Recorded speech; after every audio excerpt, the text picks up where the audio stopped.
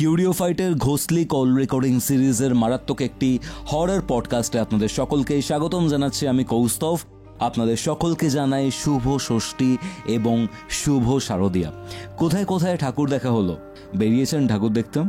কালকে আমি অর্জুনপুর সাইডে গেছিলাম এবং আপনাদের অনেকের সাথে সেখানে দেখা হয়েছে। আজকে রাতেও হয়তো বেরোবো। তো যাই হোক, আজকে আমাদের সাথে এই ঘোষলি কল রেকর্ডিংয়ে রয়েছে অনন্যা, যে নিজের এমন একটা এক্সপিরিয়েন্স শেয়ার করেছে যা শুনলে আপনারা শিহরিত হয়ে উঠবেন। আমি ঘটনার ব্যাপারে বিশেষ কোনো হিন্টস দিচ্ছি না। আজকের এই এপিসোড আপনারা কোথা থেকে শুনছেন কমেন্ট করে জানান। এবং হ্যাঁ, আপনারা যদি আমার থেকে কোনো অ্যাস্ট্রোলজিক্যাল প্রেডিকশন বা স্পিরিচুয়াল হেল্প নিতে চান, যোগাযোগ করুন আমাদের অফিসিয়াল হোয়াটসঅ্যাপ নম্বরে, যেটি হচ্ছে 6290675195। আপনারা এই নাম্বারটি ডিসক্রিপশন বক্সে এবং কমেন্ট সেকশনের একদম প্রথম পিন কমেন্টে পেয়ে যাবেন। তাহলে চলুন শুরু করছি কিউরিও ফাইটের ঘোষলি কল রেকর্ডিং সিরিজের মারাত্মক একটি horror podcast. Curio Fight presents Ghostly Call Recording, a horror audio documentary by Kaustav Kumar. এবার ভয় পাবে তুমিও। Hello Ananya, welcome to curio fight. আর সবার আগে তোমাকে জানাই শুভ শারদিয়া। কেমন আছো? আমি মোটামুটি ঠিকঠাকই আছি। কদিন আগে তো তুমি জানতেই, মা খুব অসুস্থ হয়ে পড়েছিলেন, অ্যাডমিট করতে হয়েছিল। এবং তো কেমন আছেন কাকিমা? হ্যাঁ, এখন মোটামুটি ঠিকঠাকই রয়েছে। ওই সময় আচানক বিপদটা চলে এসেছিল এবং সেই দিনই তোমার সাথে মনে করে দেখো আমার কিউরিও ফাইটের একটা এই যে আজকে যে ঘটনাটা শেয়ার করবো সেটাই রেকর্ডিং এর কথা ছিল। যারা যারা অনন্যার ঘটনা শুনছেন আজকে, তাদেরকে একটাই কথা বলবো, অনন্যার মায়ের জন্য প্রার্থনা করুন যাতে কাকিমা খুব তাড়াতাড়ি সুস্থ হয়ে ওঠেন। অনন্যা, আজকে আমরা এই দুর্গাপুজোর মধ্যে চারিদিকে মাইক বাজছে এবং তার মধ্যেও আমরা রেকর্ডিংটা করছি একটাই কারণ, ঘটনাটা প্রচন্ড ভয়ের একটা ঘটনা। ভয়ের থেকেও বেশি খুবই মর্মান্তিক একটা ঘটনা। কি ঘটেছিল একদম শুরু থেকে আমি জানতে চাই। আমি এই ঘটনাটা শেয়ার করার আগে দুটো কথা বলে নিতে চাই, ঠিক আছে? একটা হচ্ছে, এই ঘটনাটা ভীষণই ভয়ঙ্কর এবং মর্মান্তিক। তুমি যেটা বলেছো, যারা একটু দুর্বল হার্টের রয়েছেন, দুর্বল চিত্ত যেটাকে ভালো বাংলায় আমরা বলি, তারা হয়তো শুনে খুব ভয় পেতে পারেন, ঠিক আছে? আর দ্বিতীয়ত, এই ঘটনাটা শেয়ার করার আগে আমি একটা ছোট্ট করে টুইস্ট বলবো। সেটা হচ্ছে যে, এই যে ঘটনাটা তোমার সাথে যেদিন শেয়ার করার কথা আমার ছিল, সেই দিন শেয়ার করার আগেই আমার বাড়িতে একটা বিপদ ঘটে, যেটা তোমাকে আমি বলেছি। মা অসুস্থ হয়ে যান, মার নেত্রনালীটা ছিঁড়ে যায়, ঠিক আছে? কি বলছো? হ্যাঁ, তোমাকে আমি বলে আর কি বেরিয়ে যাই তখন যে আমার এরকম একটা সমস্যা হয়ে গিয়েছে। আর একটা যে কথা, সেটা হচ্ছে এই ঘটনাটা যিনি শেয়ার করেছেন, তিনিও এই ঘটনাটা শেয়ার করার ঠিক 2 থেকে 3 দিনের মাথাতেই কিন্তু অস্বাভাবিকভাবে সিঁড়ি দিয়ে পড়ে না মাথা ফেটে যায়, হাত ভেঙে যায়, কনুইয়ের ওখানে খুব বিচ্ছিরি ভাবে আহত হন আর কি উনি। তো এই ঘটনাটা খুব ডিস্টার্বিং। যিনি ঘটনাটা শেয়ার করেছেন, তুমি জানিয়েছিলে তোমার কোনো রিলেটিভ, এবং তৎকালীন সময়ে উনি রাজ্যের যে পুলিশ রয়েছে সেই পুলিশের গোয়েন্দা বিভাগে ছিলেন, রাইট? হ্যাঁ, একদম ওকে, ঠিক বলেছো। তো সেই প্রাক্তন যে গোয়েন্দা, তার মুখ থেকেই আমি ঘটনাটা সরাসরি শুনেছি। কে হয় তোমার? উনি আমার মামা দাদু হন, মায়ের মামা হন আর কি। আচ্ছা। তো উনি এই ঘটনাটা শেয়ার করার পরে 2-3 দিন পরেই আচমকা ওইভাবে আর কি আহত হন সিঁড়ি দিয়ে পড়ে। এবং আমি আর একটা জিনিসও খেয়াল করলাম, সেটা হচ্ছে এই ঘটনাটা রেকর্ডিং করার দিন দেখলাম আমার বাড়িতেও একটা বিপদ হলো। জানি না এটা কাকতালীয় কিনা, বাট হলো জিনিসটা। এই জিনিস জানতে চাই, সেটা হচ্ছে দুজনে ভালো মতো ট্রিটমেন্ট পাচ্ছে তো? হ্যাঁ, দুজনেই ভালো মতো ট্রিটমেন্ট পাচ্ছেন। ইনফ্যাক্ট আমার মা এখন ভালো আছেন, কোন রকম সমস্যা নেই। আমি ডাইরেক্ট ঘটনাতে যাচ্ছি। তাহলে কি ঘটেছিল শুরু করার নাম? হ্যাঁ, প্রথমেই বলি যে যার মুখ থেকে আমি শুনেছি তিনি আমার মামা দাদু হন, মায়ের মামা হন। উনি হচ্ছেন এই রাজ্যেরই প্রাক্তন গোয়েন্দা ছিলেন, ঠিক আছে, সেই সময়। এবার যে সময়কার কথা আমি বলছি সেই সময়টা ছিল নকশাল পিরিয়ড। এবার আমি শ্রোতা বন্ধুদের উদ্দেশ্যে ছোট্ট করে নকশাল পিরিয়ড বলতে ঠিক কি বোঝাচ্ছি সেটা একটু বলিনি। সবাই হয়তো জানেন যে তাদের কিরম কি কার্যকলাপ ছিল, তাও আমি এক লাইনে জাস্ট বলবো। নকশালপন্থীরা এমনই ছিলেন যারা হচ্ছে উগ্রপন্থায় বিশ্বাসী ছিলেন, মানে তারা সরকারের রীতিনীতি খুব একটা মানতে চাইতেন না। তারা স্বতন্ত্র একটা সরকার গঠন, স্বতন্ত্র মানে আলাদা একটা সরকার গঠন, আলাদা নিজস্ব রীতিনীতির ওপর বিশ্বাস করে এই পুরো রাজ্যটাকে চালাতে চেয়েছিলেন। মূলত এই নকশাল পিরিয়ডটা কিন্তু পশ্চিমবঙ্গেই বেশি রমরমা হয়ে উঠেছিল সেই সময়। হ্যাঁ হ্যাঁ নকশাল বাড়ি, হ্যাঁ হ্যাঁ নকশাল বাড়ি থেকে শুরু হয়েছিল পশ্চিমবঙ্গ, তারপর সেটা ছত্তিশগড়, ঝাড়খণ্ড, ধীরে ধীরে নানা এতে ছড়িয়ে পড়ে রাজ্যতে। যাই হোক, এবার আমি চলে আসবো মূল ঘটনাতে। এই নকশালপন্থীদের কার্যকলাপ এতটাই তীব্রতর তখন হয়ে গিয়েছিল, যার জন্য এই মানে তৎকালীন রাজ্য সরকার আর কি ঠিক করে যে একটা স্পেশাল ব্রাঞ্চ গঠন করে কিছু কিছু জায়গায় তাদেরকে ওই সেই দলটাকে পাঠাবে, যারা গিয়ে নকশালপন্থীদের গ্রেপ্তার করবে, তাদের কি ধরনের কার্যকলাপ চলছে সেইগুলো সমস্ত কিছু চিহ্নিত করে সরকারকে পাঠাবে। কারণ সরকারের তো পুরো বিপক্ষে চলে যাচ্ছিল নকশালপন্থীরা, যার ফলে প্রচন্ড ভাবে খুন খারাপি হচ্ছিল। এবার যেসব জায়গায় এই ধরনের কার্যকলাপ গুলো মানে নকশালপন্থীরা ভীষণ বাড়াবাড়ি করছিল, সেই সব জায়গাতে স্পেশাল দল তৈরি করা হলো, ফোর্স তৈরি করা হলো তাদেরকে আটকানোর জন্য, মানে নকশালপন্থীদের আটকানোর জন্য। এইরকমই একটা দলে ছিলেন আমার মামা দাদু, অর্থাৎ সেই সময়কার প্রাক্তন গোয়েন্দা।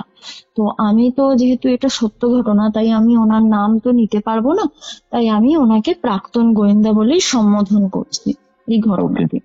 এবার ঘটনাটা মেন ঘটনায় চলে আসে। এটা হচ্ছে যে জায়গাতে ওনাকে পাঠানো হলো বদলি করে নকশালদের রুখবার জন্য, সেই জায়গাতে উনি মোটামুটি রাত্রিবেলার দিকে পৌঁছাচ্ছিলেন। এবার বলি নিজে গাড়িটা ড্রাইভ করে যাচ্ছিলেন, সেই জায়গাটার মুখেই একটা বড় সাঁকো পড়ে। এবার বলি এই জায়গাটা আমি যেহেতু আরেকবার বলি, যেহেতু সত্য ঘটনা তাই আমি নাম নিতে পারবো না, কিন্তু জায়গাটা একটা মফস্বল। তো সেই মফস্বল এরিয়াতে ঢুকবার ঠিক মুখেই একটা বড় সাঁকো পড়তো। ওনার পৌঁছতে পৌঁছতে সেদিন প্রায় রাত্রিবেলা ওই 12:30 মতো বেজে গিয়েছিল। ওনার জন্য নির্দিষ্ট কোয়ার্টার ঠিক করে রাখা ছিল। তো উনি গাড়ি ড্রাইভ করে যেই সাঁকোটার মুখোমুখি আসেন, তখনই উনি দেখতে পান যে সাঁকোর মুখে একটা লম্বা মতো কেউ ঢ্যাঙা ছেলে বসে আছে। এবার লম্বা আর ঢ্যাঙা দুটো কথা আমি ইউজ করলাম, কারণ লম্বা মানে স্বাভাবিক লম্বা হয়, কিন্তু ঢ্যাঙা মানে না, লম্বার থেকেও আরো অনেকটা লম্বা, ঠিক আছে। সেই ক্ষেত্রে এই ওয়ার্ডটা আমি ইউজ করলাম, ঢ্যাঙা লম্বা। এবার অন্ধকারে একটা ঢ্যাঙা লম্বা ছেলে সাঁকোর ঠিক মানে মুখটাতেই বসে রয়েছে। এবার ওনাকে বারবার করে সরকারি দপ্তর থেকে নির্দেশ দেওয়া হয়েছিল যে আপনি যদি যাওয়ার পথে কোনো সন্দেহভাজন ব্যক্তিকে দেখেন, যাকে দেখে আপনার মনে হয় যে না এই লোকটা কিছু ক্ষতি করতে পারে বা এই লোকটা সমাজের জন্য ক্ষতিকারক, তাহলে কিন্তু আপনাকে পুরোপুরি ভাবে আমাদের সম্মতি দেয়া থাকলে আপনি অ্যারেস্ট করতে পারেন। কারণ আমরা চাইবো না যে কোনো ভাবেই রাজ্যের বা সমাজের কোনো ক্ষতি হোক, মানুষজন সরকারের বিরোধিতা করুক, ঠিক আছে। তো উনি যখন দেখছেন যে সাঁকোর মুখে ওই রকম, আর এটাও একটা কথা বলি, এই সময়টা কিন্তু শীতকাল ছিল। এবার রাত্রিবেলা শীতকাল 12:30, মানে বুঝতে পারছো মারাত্মক রকমের ঠান্ডা যেরকম, আর সেরকম অন্ধকার, কোথাও কোনো লোকজন নেই, অচেনা এরকম একটা জায়গা। সাঁকোর মুখে যখন ওই লোকটাকে উনি বসে থাকতে দেখেন, তখন এই প্রাক্তন গোয়েন্দার মনে হয় যে তাকে হয়তো মারার জন্য ষড়যন্ত্র করে ওইখানে কোনো লোক বসে রয়েছে। কারণ এটা ভাবাটাও খুব একটা অস্বাভাবিক কিছু নয়, কারণ ওই সময় তো যে কোনো ভাবে গোপন খবরও ফাঁস হয়ে যেত। তো উনি ভাবলেন যে নকশালপন্থীরা হয়তো জেনে গিয়েছে যে তাকে পাঠানো হয়েছে ওই মফস্বল জায়গাটায় নকশালদের রুখবার জন্য। তো উনি কি করলেন, একটুখানি ওই লোকটাকে চেস করার জন্য সাঁকোর মুখে যেই গাড়িটা আনলেন, তখনই উনি দেখলেন যে সাঁকোর মুখে কিন্তু কেউ নেই। উনি একটু চমকে উঠলেন ভাবলেন যে আমি একটু আগে দেখলাম সাঁকোর মুখে একজন ছেলে বসেছিল, মুখের সামনে এসে দেখছি যে কেউ নেই, কি ব্যাপারটা হলো। তারপর উনি আবার গাড়িটা স্টার্ট করলেন। কিছু দূর যেতে না যেতেই তিনি আবার দেখছেন একটা গাছের নিচে ওই রকম লম্বা ঢ্যাঙা ছেলেটা দাঁড়িয়ে রয়েছে, এবং ওই অন্ধকারের সাথে পুরো কালো মিশে গিয়েছে, অথচ কিন্তু তিনি অবয়ব বা ছেলের ছায়া যাই বলি না কেন সেটা উনি স্পষ্ট বুঝতে পারছেন, এবং সেটা অতিরিক্ত লম্বা ঢ্যাঙা। তো উনি তখন আবার গাড়িটা দাঁড় করিয়েছেন। যেই মুহূর্তে উনি দাঁড় করিয়েছেন, সাঁকোর মুখের মতোই সেম কেস হলো, গাছের নিচে কিন্তু কেউ নেই। উনি টর্চটা ফেললেন, চারিদিকে ঘুরিয়ে ঘুরিয়ে দেখলেন, কেউ কোথাও নেই। আবার উনি গাড়ি স্টার্ট করলেন, গাড়ি স্টার্ট করে আবার কিছুটা গিয়েছেন। এইবার উনি দেখছেন যে পুরো ওনার গাড়ির সামনে সেই ঢ্যাঙা লম্বা মূর্তিটা এসে হাজির হয়েছে। ওনার প্রায় উনি মনে করছেন এই বুঝি ওনার গাড়িটা ধাক্কা মেরে দিল ছেলেটাকে, কিন্তু না, ধাক্কা মারবে কাকে, ওখানে তো কেউই ছিল না। তাহলে উনি দেখলেন কাকে? উনি ভাবলেন যে আমি কি তাহলে ভুল দেখলাম, এরকম একটা অচেনা জায়গায় এসেছি, কাউকেই চিনি না, সবাই অজানা, তাহলে আমার এরম ঢুকতে না ঢুকতে এইরকম ধরনের পরিস্থিতি ফেস করতে হচ্ছে কেন? কিন্তু যাই হোক, ওনার মনে যাই আসুক না কেন, উনি ওই সময় নিজেকে বোঝালেন যে না, আমি যা দেখছি ভুল, হয়তো আমাকে আমার কাজে যেতে হবে। উনি কোয়ার্টারে পৌঁছলেন। কোয়ার্টারে পৌঁছে সেদিন ফ্রেশ ট্রেশ সমস্ত কিছু হলেন। পরের দিন ওনার যা কাজ ছিল আর কি রুটিন অনুযায়ী, সেই সমস্ত করতে উনি থানার মেজবাবুর সাথে, ওনাকে মেজবাবু আর কি অ্যাসিস্ট করার করলো আর কি, বললো যে আমি আপনার এই কেসে যাবতীয় যেভাবে সাহায্য করার দরকার আমি আপনাকে পুরোপুরি ভাবে সাহায্য করব। এবার এখানে একটা হ্যাঁ, পুলিশ স্টেশনে। এইবার একটা এখানে কথা বলি যে উনি প্রথমে জিজ্ঞাসা করেছিলেন যে, যেহেতু উনি রাজ্যের গোয়েন্দা, তো সেক্ষেত্রে উনি জিজ্ঞাসা করেছিলেন যে থানার যে বড় বাবু, তিনি তারই তো আগে এগিয়ে আসার কথা যে কি কি হয়েছে কেসটার, কিরম কি আপডেট হেন তেন, সেগুলো তিনি কেন করছেন না, মেজবাবু কেন? এইটা কি হয়, অনেক সময় দেখবে যে বড় পদে থাকলে, যারা বড় পদে আসীন থাকেন, তাদের না একটা ইগোর ব্যাপার থাকে, ঠিক আছে? তারা চায় যে সব সময় সে যেটা চাইবে সেইভাবেই যাতে তাকে আর কি অভ্যর্থনা করা হয়, ওয়েলকাম জানানো হয়, আপডেট দেয়া হয়, সমস্ত কিছু। এবার রাজ্যের গোয়েন্দা হিসেবে তিনি এক্সপেক্ট করেছিলেন যে ওই থানার বড়বাবু তাকে সমস্ত রিপোর্ট করবেন, আপডেট দেবেন কি হয়েছে না হয়েছে। কিন্তু বড়বাবু এখানে নেই কেন, মেজবাবু আসছেন কেন? তো প্রশ্নটা উনি করেন যে বড়বাবু কেন নেই। তো তখন উনি বলেন, মেজবাবু বলেন যে বড়বাবু এই মুহূর্তে একটু অসুস্থ রয়েছে, তাই উনি ডিউটি করতে পারছেন না, সেই জায়গায় মেজবাবু আর কি যাবতীয় এই কেসের দেখভাল করছেন, তাই উনি সহযোগিতা করবেন রাজ্যের গোয়েন্দাকে। তো ভালো কথা, এই সমস্ত কেসের আপডেট উনি নিচ্ছেন, সবই ঠিক আছে। এবার এই আপডেট নিতে গিয়ে হঠাৎ করে ওনার চোখে পড়লো যে কিছু জায়গায় না নকশালি যে কার্যকলাপটা হয়েছে সেটা হচ্ছে ওই মফস্বল জায়গাটারই কয়েকটা নির্দিষ্ট জায়গায় ভীষণভাবে ওরা না উগ্রতা ছড়াচ্ছে মারাত্মক ভাবে। তো মফস্বল ধরো পুরো জায়গাটা, তার মধ্যে কিছু গ্রাম আছে, ধরো 2-4টে গ্রাম আছে নির্দিষ্ট, সেই 2-4টে গ্রামেই আর কি ওরা বেশি উগ্র কার্যকলাপ করছে। তাই উনি প্ল্যান করলেন যে সবার আগে এই 2-4টে গ্রামে যেহেতু বেশি বাড়াবাড়ি করছে নকশালপন্থীরা, তাই এই 2-4টে গ্রামে ঘাঁটি গেড়ে, গোপনে ঘাঁটি গেড়ে নকশালদের উচ্ছেদ করতে হবে এবং তৎক্ষণাৎ ওদেরকে গ্রেপ্তার করতে হবে। তো এইবারে মেজবাবু বললেন যে স্যার, তাহলে আমরা তো দিনের আলোতে এরম করতে পারবো না, কারণ নকশালরা দিনের আলোতে কিছু করছে না। তাহলে আমাদের যদি ওদেরকে পাকড়াও বা গ্রেপ্তার করার ব্যাপার হয়, তাহলে সেক্ষেত্রে আমাদের রাতেই প্ল্যানটা করতে হবে। তো ইনি বললেন যে ঠিক আছে, কোনো অসুবিধা নেই, তাহলে আপনি ওদের কোথায় কোথায় ওই 2-4টে জায়গার মধ্যে 2-4টে গ্রামের ভিতরে কোথায় কোথায় ওরা আর কি ঘাঁটি গাড়ার যে সম্ভাবনাটা, বা ঘাঁটি কোথায় গাড়ে, এই ব্যাপারে একটু খোঁজ নিয়ে আমাকে জানান, আমি তাহলে সেই মতো প্ল্যান করব। এবার এখানে আরেকটা কথা বলি, এই যে কথাবার্তাগুলো কিভাবে নকশালপন্থীদের ধরবে, কখন ধরবে, কোন সময় ধরবে, কি ইনফরমেশন নিতে বললো, এই যে ব্যাপারগুলো, এগুলো কিন্তু কেবলমাত্র এই রাজ্যের ওই সময়ের আর কি গোয়েন্দা আর মেজবাবুর মধ্যেই কথাটা হয়েছিল। আর কিন্তু কেউ জানতো না। এনারা দুজন ঠিক করেছিলেন যে আগে পুরো প্রপার পরিকল্পনাটা সাজিয়ে নেওয়া হবে, তারপর সেই প্ল্যান অনুযায়ী আমাদের যে সেনাবাহিনী বা ফোর্স আছে তাদেরকে জানানো হবে যে কি করতে হবে।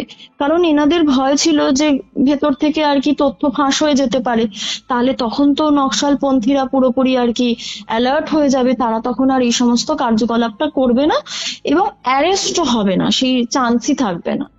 তো এই যে গোপনে পুরো পরিকল্পনাটা করলো ওরা, কি কি ইনফরমেশন দরকার ছিল সমস্ত ওই মেজবাবু জোগাড় করে এনে দিলেন এই প্রাক্তন গোয়েন্দাকে।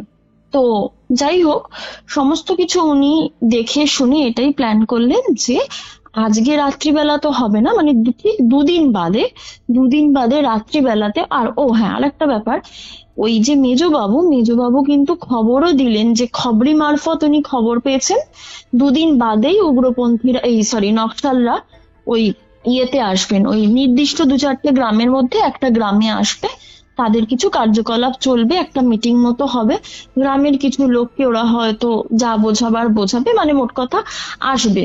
তো ওই অনুযায়ী দুদিন পরে ঠিক হলো যে এই প্ল্যানটা করা হবে। ভালো কথা। দুদিন পরে ওনারা রাত্রিবেলায়, এই গোয়েন্দাও রয়েছেন, মেজবাবুও রয়েছেন, যাদের যাদের নেয়ার কথা ফোর্সের ভিতরে, তাদের সবাইকে মজুত করে পুলিশ ভ্যান যাচ্ছে।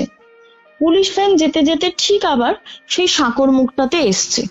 এবার ওই সাঁকর মুখে যখন এসেছে গাড়িটা, মানে সাঁকর মুখে আসার একটু আগে থেকেই, আমি একটু এখানটা ভুল বলে ফেলেছি, সাঁকর মুখে আসার একটু আগে থেকেই আবার ওই গোয়েন্দা মশাই দেখতে পাচ্ছেন যে সাঁকর মুখে সেই লম্বা ঢ্যাঙা মূর্তি বা ছায়াটা। উনি সাথে সাথে চোখ ডলেছেন, ডলে আবার ভালো করে তাকিয়েছেন, দেখছেন না, সাঁকর মুখে কিন্তু উনি সেই ওই মূর্তিটাকেই দেখতে পাচ্ছেন। এবার উনি তখন সাথে সাথে ড্রাইভারকে বলেছে যে এই গাড়িটা থামাও তো।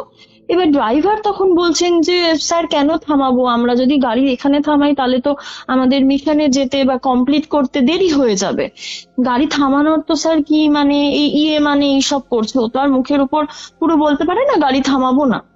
তো তখন বলছে যে আমি বলছি তো থামাও। এবার সাঁকর মুখে এসে গাড়িটা থামিয়েছে। ঠিক আগের দিনের মতো সেই একই ব্যাপার, কাউকে ওখানে দেখতে পাননি এই গোয়েন্দা। তখন উনি বলছেন যে এইমাত্র তো ছিল, কোথায় গেল, আগের দিনও এইরকম ব্যাপার হয়েছিল। তো কেউ কোনো উত্তর দেয়নি, খালি মেজবাবু আস্তে করে জিজ্ঞাসা করেছেন যে স্যার আপনি কাকে দেখেছেন, কি বলছেন আপনি। তখন বলছে একটা লম্বা ঢ্যাঙা মতো ছেলে। তো এই কথাটা শুনে কেউ কিন্তু কিচ্ছু বলেনি, সবাই চুপ করে রয়েছে। দিয়ে গোয়েন্দা বাবু আবার বলেছেন যে চলো গাড়ি স্টার্ট করো, আবার এগোবো। এবার গাড়ি কিছুটা গিয়েছে, এবার হঠাৎ করে উনি ফিল করছেন যে ওনার গাড়িটা তো চলমান, এই চলমান গাড়ির পাশে কেউ যেন তোমার হচ্ছে ওই আমরা করি না, ধরো ওই লুকিয়ে যদি কোথাও যেতে যাই, তাও মানে আমরা যদি চাই যে আমাদেরকে কেউ দেখতে না পাক, তাহলে আমরা করি না কিছুটা নিচু হয়ে নিয়ে পিঠটা আর কি ঝুঁকিয়ে দিন মাটির দিকে, দিয়ে ওই রকম নিচু হয়ে হয়তো গাড়ির সাথে সমান গতিতে কেউ ছুটছে এবং তার পিঠটা নিচু হয়ে রয়েছে আর দুটো হাত পিঠের দিকে জড়ো করা আর কি, ওইভাবে ছুটছে। দেখা যাচ্ছে না, মুখ দেখা যাচ্ছে না, সে লুকিয়ে লুকিয়ে যাওয়ার মতো আর কি, যাচ্ছে না, ছুটছে গাড়িটার সাথে। উনি ওরকম ফিল করছেন, মনে হচ্ছে কারোর একটা পিঠ ওই রকম ঝুঁকে রয়েছে গাড়ির পাশে এবং সে দৌড়চ্ছে, যেই রয়েছে ওই অবস্থায়। এবার উনি জানলা দিয়ে না করছেন, মাথাটা গলিয়ে দেখছেন যে কোথায় কোথায় আর কি এরকম বা কে ছুটছে। এবার এমন মানে ওই ঝোঁকে উনি এতটাই মাথা গলাচ্ছেন যে সবাই ভাবছেন যে উনি হয়তো ওনার হয়তো বমি পেয়েছে, উনি বমি করবেন।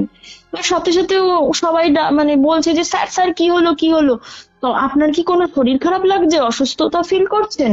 বলছে যে না না না, আমার গাড়ির পাশে কেউ একটা ছুটছিল, গাড়িটা একটু থামাও তো। এবার গাড়িটা ওনার কথা অনুযায়ী আবার থেমেছে। এবার সবাই গাড়ি থেকে নেমেছে, আশপাশে দেখছে, টর্চ ফেলে এদিক ওদিক দেখছে, কেউ কোথাও নেই।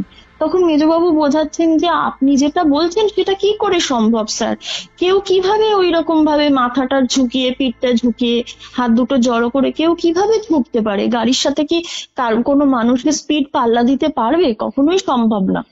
তো যাই হোক, উনি আবার চুপ করে বসেছেন, আবার গাড়িটা চলতে শুরু করেছে। এবার কিছুটা চলতে শুরু করার পর হঠাৎ করে দেখা যাচ্ছে যে গাড়িটার সামনে, মানে ওই, এটা কিন্তু খালি গোয়েন্দাটাই দেখছেন, গোয়েন্দা বাবু দেখছেন যে গাড়িটার সামনে সে কালো ঢ্যাঙা মূর্তিটা না পাই পাই পাই পাই করে ছুটে চলেছে। এবার উনি বলছেন ড্রাইভারকে, এই এই সামনে সামনে সামনে, আস্তে আস্তে আস্তে, গাড়ির গতি কমাও, গাড়ির গতি কমাও, এরম করে বলতে শুরু করেছেন। এবার সবাই দেখছে যে সামনে কেউ নেই, কেবলমাত্র গোয়েন্দাই দেখতে পাচ্ছেন ওই মূর্তিটাকে। সবাই বলছে যে স্যার সামনে কিছু নেই, কেন আমরা গাড়ি আস্তে চালাবো স্যার, তাহলে তো আমাদের মিশনে দেরি হয়ে যাবে, আপনি এসব কি বলছেন? তখন বলছি সামনে সামনে সামনে। এবার ওনাকে কিছুটা ধাতস্থ করা হয়েছে, মেজবাবু বুঝিয়েছেন সামনে কেউ নেই স্যার, আপনি অতিরিক্ত চাপ নিয়ে ফেলেছেন, এত স্ট্রেসের জন্য আপনার এইরকম, হয়তো আপনি ভুল দেখছেন, বা পেটে হয়তো আপনার কোনোভাবে গ্যাসের কিছু সমস্যা হয়েছে, যার জন্য হয়তো আপনি এইরকম দেখছেন, সামনে কেউ নেই স্যার, আপনি চাপ নেবেন না, আপনি চলুন আমাদের সাথে, আমরা আছি। এবার গাড়ি চলতে শুরু করেছে, এবার গাড়ির স্পিডও বেড়েছে যথারীতি। এইবার বড় মানে ওই গোয়েন্দা মশাই আবার দেখছেন যে সামনে ওই আবার ঢেঙা মূর্তি বা ছায়াটা আবার সাই সাই সাই সাই করে ছুটতে চলেছে, ঠিক আছে। এইবার উনি তখন আবার বলছেন যে এইরকম সামনে সামনে সামনে ছুটছে ছুটছে, গাড়ি স্পিড বাড়াও, গাড়ি স্পিড বাড়াও, মানে উনি একবার ভাবছেন যে গাড়িটা চাপা দিয়ে দেবে সামনে সেই মূর্তিটা রয়েছে বলে, আর একবার যখন দেখছেন সেই মূর্তিটাকে জোরে জোরে সে সাই সাই করে ছুটছে, তখন তার মাথায় একটা ঝোঁক চলে আসছে যে আমার গাড়ির থেকে একটা মূর্তি বা মানুষ যাই বলি না কেন, সে এতটা স্পিডে কি করে ছুটতে পারে। এখানে তোমার আর কিছু ব্যাখ্যা দেওয়ার আছে প্রস্তাব? আমি আরেকটু শুনি, তারপর আমি বলবো। হ্যাঁ, তো এতটা অব্দি ক্লিয়ার হয়েছে তো, মানে আমি কি বলতে চাইলাম ব্যাপারটা, Clear. মানে দু রকমের জিনিসপত্র হয়েছে আর কি। এবার সবাই বুঝতেই পেরেছেন যে ওনার অতিরিক্ত স্ট্রেসের জন্য উনি ভুলভাল দেখছেন, ওনাকে জল দেওয়া হয়েছে, গাড়ি থামানো হয়েছে, সবাই একটু গাড়ি থেকে নেমেছে, চারিদিকে সবাই টর্চ ফেলে দেখিয়েছে ওনাকে পরিষ্কার করে যে দেখুন স্যার আশেপাশে কেউ কোথাও নেই, আপনি ভুল দেখছেন। ফাইন, উনি নিজেও বুঝতে পেরেছেন যে হ্যাঁ হয়তো উনি ভুলই দেখছেন, শেষ অব্দি নিজের মনকেই নিজে বুঝিয়েছেন যুক্তি দিয়ে। এবার আমি আসল কথায় আসি, যখন ওই নকশাল পন্থীদের ঘাঁটিটায় পৌঁছেছেন, যেখানে ওদের প্ল্যান, মানে পুলিশদের প্ল্যান ছিল যে গিয়ে মানে ধরবে আর কি ওই পুরো নকশাল পন্থীদের, সেই ঘাঁটিটা পুরোপুরি ভাবে ফাঁকা, কেউ কোথাও নেই, অথচ দেখা যাচ্ছে যে সেই নকশাল পন্থীরা যে এসছিল তার প্রমাণ হিসেবে দেখা যাচ্ছে যে কিছু জ্বলন্ত তোমার সিগারেট বা বিড়ির টুকরো ওইখানে পড়ে রয়েছে। মানে এরকম হয় না যে কেউ ধরো সিগারেটটা সবে ধরিয়েছে বা বিড়িটা সবে ধরিয়েছে, কিন্তু চট করে কোনো ফোন এসে গেল বা কেউ ডাকলো বা কিছু একটা জরুরি কাজ এসে গেল, সাথে সাথে জ্বলন্ত সিগারেট বা বিড়িটা মাটিতে ছুঁড়ে দিয়েই সে চলে গেল আর কি, ওই রকম আর কি। সেই রকম জ্বলন্ত সিগারেট বা বিড়িটা কিন্তু মাটিতে পড়ে রয়েছে, এবং সেটা যে তোমার আধ খাওয়া সেটাও নয়, মানে পরিষ্কার বোঝাই যাচ্ছে যে সদ্য সদ্য ধরিয়েছিল, কিন্তু কোনোভাবে টের পেয়েছে যে পুলিশ এবং গোয়েন্দার দল আসছে, তাই তারা কেটে পড়েছে ওখান থেকে, ঠিক আছে। এইবার জাস্ট ওনাদের আসতে এইরকম মানে ছায়া মূর্তিটাকে দেখে একবার গাড়ি দাঁড় করিয়েছেন, আবার গাড়ি চলেছে, এই করতে করতে ওনারা এসছেন, সবই ঠিক আছে। এইবার এইটুকুনি সময়ের মধ্যে, কারণ এইটা তো ভীষণ গোপনীয় একটা প্ল্যান ছিল, প্রথম কথা হচ্ছে যে এইটা জানার, মানে মামা দাদু বললেন যে এইটা জানার কোন রকম ভাবেই অবকাশ ছিল না নকশালপন্থীদের যে আমরা ওদেরকে ধরতে যাব, কারণ এটা ভিতরকার প্ল্যান ছিল, এবং আমার যে ফোর্স ছিল সেই ফোর্সকে জাস্ট মিশনে নামার আগে জানানো হয়েছে যে এই এই তোমাদের করতে হবে, অনলি আমি আর মেজবাবু জানতাম। এবার মেজবাবু আশা করছি কোনোভাবেই বেইমানি করবেন না, তো সেক্ষেত্রে ফোর্সও কিন্তু ওই সময় এরকম কোনো মানে সুযোগই নেই যে, ওই সময় তো তখন মোবাইলও ছিল না যে সঙ্গে সঙ্গে টুক করে হোয়াটসঅ্যাপ করে দেবে কেউ একজন যে আমরা আসছি তোমরা সতর্ক থাকো বা পালিয়ে যাও, এইরকম ধরনের কোন রকম অবকাশই ছিল না। তো তাহলে ওরা দুম করে ওইটুকুনি সময়ের মধ্যে, আর একটা জিনিস যেটা সেটা হচ্ছে যে যদি ওরা জানতোই পুলিশ বা গোয়েন্দার দল ওদেরকে ধরতে আসছে, তাহলে ওরা কেন আসতো ওই ঘাঁটিটায়, এবং ওই ঘাঁটিটায় এসে ওরা রীতিমতো মিটিং করেছে, সিগারেটও খেয়েছে বা বিড়ি খেয়েছে, যাই হোক ধরিয়েছে তো ব্যাপারটা, তাহলে তো এইসবের চিহ্ন মাত্রই কিছু পাওয়া যেত না। কিন্তু ওইগুলো চিহ্ন পাওয়া গিয়েছে। তার মানে ওরা জানতো না পুলিশ বা গোয়েন্দা আসছে, ওরা কিছুক্ষণ আগেই জেনেছে, তাই ওটা আট খাওয়াও নয়, জাস্ট ধরিয়েছিল কিন্তু কোনোভাবে ফেলে পালিয়ে গেছে। এখন যে ব্যাপারটা সেটা হচ্ছে যে ওদের খবরটা দিল কে? সদ্য সদ্য মানে কেউ এমনই খবর দিয়েছে, এমন একজন কেউ আছে যে খবরটা দিয়েছে এবং তার খবরটা পেয়েই এরা সিগারেটটা কোনোভাবে জ্বলিয়েছিল, সেটা না নিভিয়েই ওইভাবে ছুঁড়ে ফেলে দিয়ে পালিয়েছে। মানে পুরো সদ্য ব্যাপার, বেশিক্ষণ সময়ই নয়। এবার এরা একটু অবাক হয়ে গিয়েছে এবং গোয়েন্দা যে ছিলেন তিনিও বেশ হতাশ হয়ে গেছেন যে ব্যাপারটা কি হলো, মানে এত একটা প্রপার প্ল্যান করলাম যেটাতে এত গোপনীয়তা থাকলো, তা সত্ত্বেও এই জিনিসটা মানে আমার হাতের নাগাল থেকে পাখিরা পুরো উড়ে বেরিয়ে চলে গেল, আমি ধরতে পারলাম না। এবার উনি ভীষণভাবে একটা কিরকম হতাশাগ্রস্ত হয়ে গিয়েছেন, ওনার মধ্যে কথাবার্তাতে সেরকম আর আশাই পাওয়া যাচ্ছে না। ওইটুকুনি সময়ের মধ্যে সবাই দেখছে যে গোয়েন্দা মশাই একদম পুরো চেঞ্জ হয়ে গেলেন, যে এনার্জিটা ওনার ছিল, ইভেন গাড়িতে উনি মূর্তি দেখেছেন, ছায়া দেখেছেন, ছেলে দেখেছেন, যাই বলি না কেন, সেটার পরেও যে এন্থুটা ছিল, হঠাৎ করে ওই ঘাঁটিটায় যখন ঢুকে দেখলেন পুরো চারিদিকে ফাঁকা, অথচ ওই জ্বলন্ত সিগারেট বিড়ির টুকরোগুলো রয়েছে, সেটা দেখার পরে উনি প্রচন্ডভাবে হতাশাগ্রস্ত হয়ে গিয়েছেন। তো মেজবাবু বললেন যে আপনি স্যার, এরকম তো হতেই পারে, আমরা আবার আর একটা প্ল্যান বানাবো, আপনি অল্পতেই এরকম ভাবে হতাশাগ্রস্ত হবেন না। কিন্তু উনি আর কোনো উত্তর দিলেন না।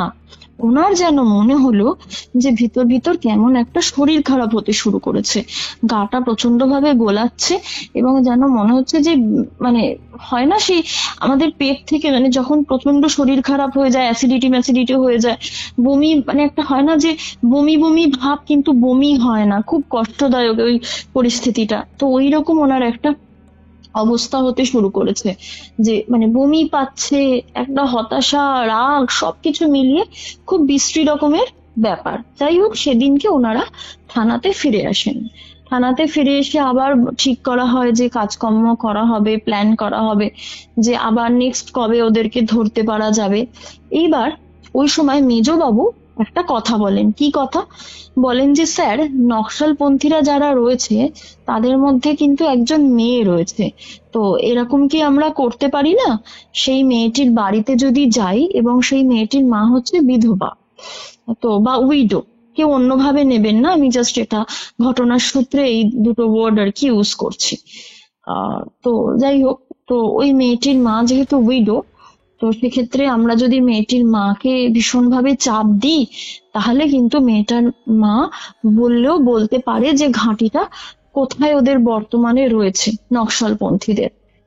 তখন ওই গোয়েন্দা মশাই বললেন যে ভালো কথা বলেছেন, তো তাহলে চলুন আমরা ওই নকশালীদের মধ্যে যে মেয়েটি রয়েছে তার বাড়িতেই হানা দেব। এবার কিভাবে হানা দেব না, আবার ওই দিনমানে করা যাবে না, দিনের বেলাতে তাহলে প্রচুর লোকজনের প্রশ্ন উঠতে থাকবে, আমরা যা করব রাতের বেলাতেই করব। এবার সন্ধে 7টা 7:30 নাগাদ, যখন মানে আমার এখনো মনে আছে, মানে মামা দাদু যেরকম ভাবে বর্ণনাটা দিয়েছেন আমি ঠিক সেভাবেই বর্ণনা দেওয়ার চেষ্টা করছি। গাড়িটা এসে থামে একটা একদম সরু গলির সামনে।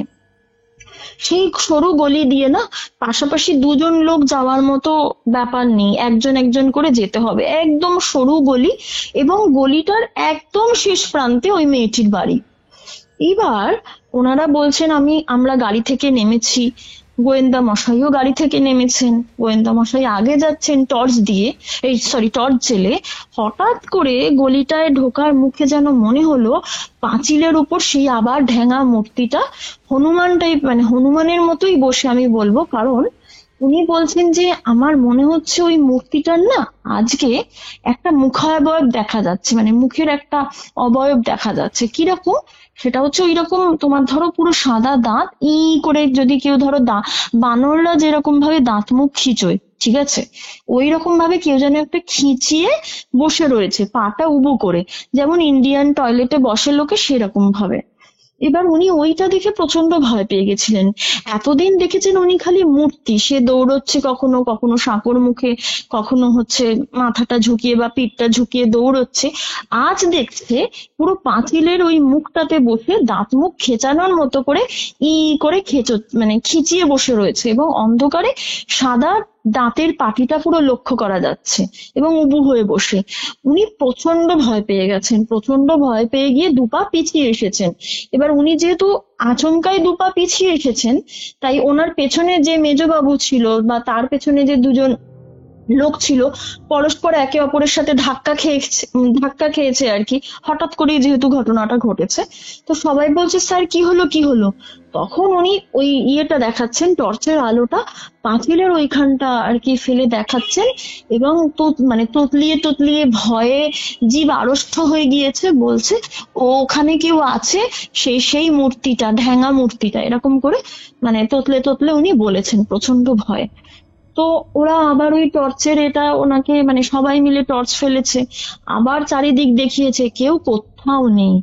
এবার উনি প্রচন্ড বিরক্ত হয়ে চেঁচিয়ে বলেছেন যে আমি তাহলে কাকে দেখছি, তোমরা কি কোনো রহস্য বা কোন রকম কিছু গোপনীয় বার্তা লুকিয়ে রেখেছো যেটা আমি জানি না, আমি এরকম কেন দেখছি আসার পর থেকে। তো সবাই তারপর উনি বলছেন এই কালো মূর্তিটা কি, কালো মূর্তির রহস্যটাই বা কি। তখন মেজবাবু বলেছেন যে স্যার এটা আপনি একমাত্র দেখছেন, আপনার মনের ভুল ধারণা, আমরা কিন্তু কেউ দেখছি না স্যার। তখন গোয়েন্দা মশাই বলছেন যে যতবারই আমি দেখছি যে এই নকশালদের ব্যাপারে কোনো প্ল্যান, একটাই প্ল্যান করেছি, সেটা ফেলিওর হয়েছে। নকশালদের ধরতে আসছিলাম যখন, তখন সাঁকোর মুখে ওকে আমি দেখেছি। এখন আবার আরেকজনের বাড়িতে আমি তল্লাশি বলবো না, জিজ্ঞাসাবাদ করতে যাচ্ছি, সেও নকশালি, তার বাড়ির সামনে এসেও আমি তাকে দেখছি। কি হচ্ছে ব্যাপারটা? এটা একটা ভীষণ সন্দেহজনক ব্যাপার। ওনার মাথার মধ্যে না পুরো সেই পুরো সবকিছু জট পাকিয়ে যাচ্ছে, উনি কিছুই বুঝতে পারছেন না। আর একটা এখানে খেয়াল করার মতো ব্যাপার, সেটা হচ্ছে যে যখনই এই মূর্তিটাকে উনি দেখতেন, তখনই না ওনার গাটা মারাত্মক ভাবে গুলিয়ে উঠতো, বমি টাইপের পেয়ে যেত।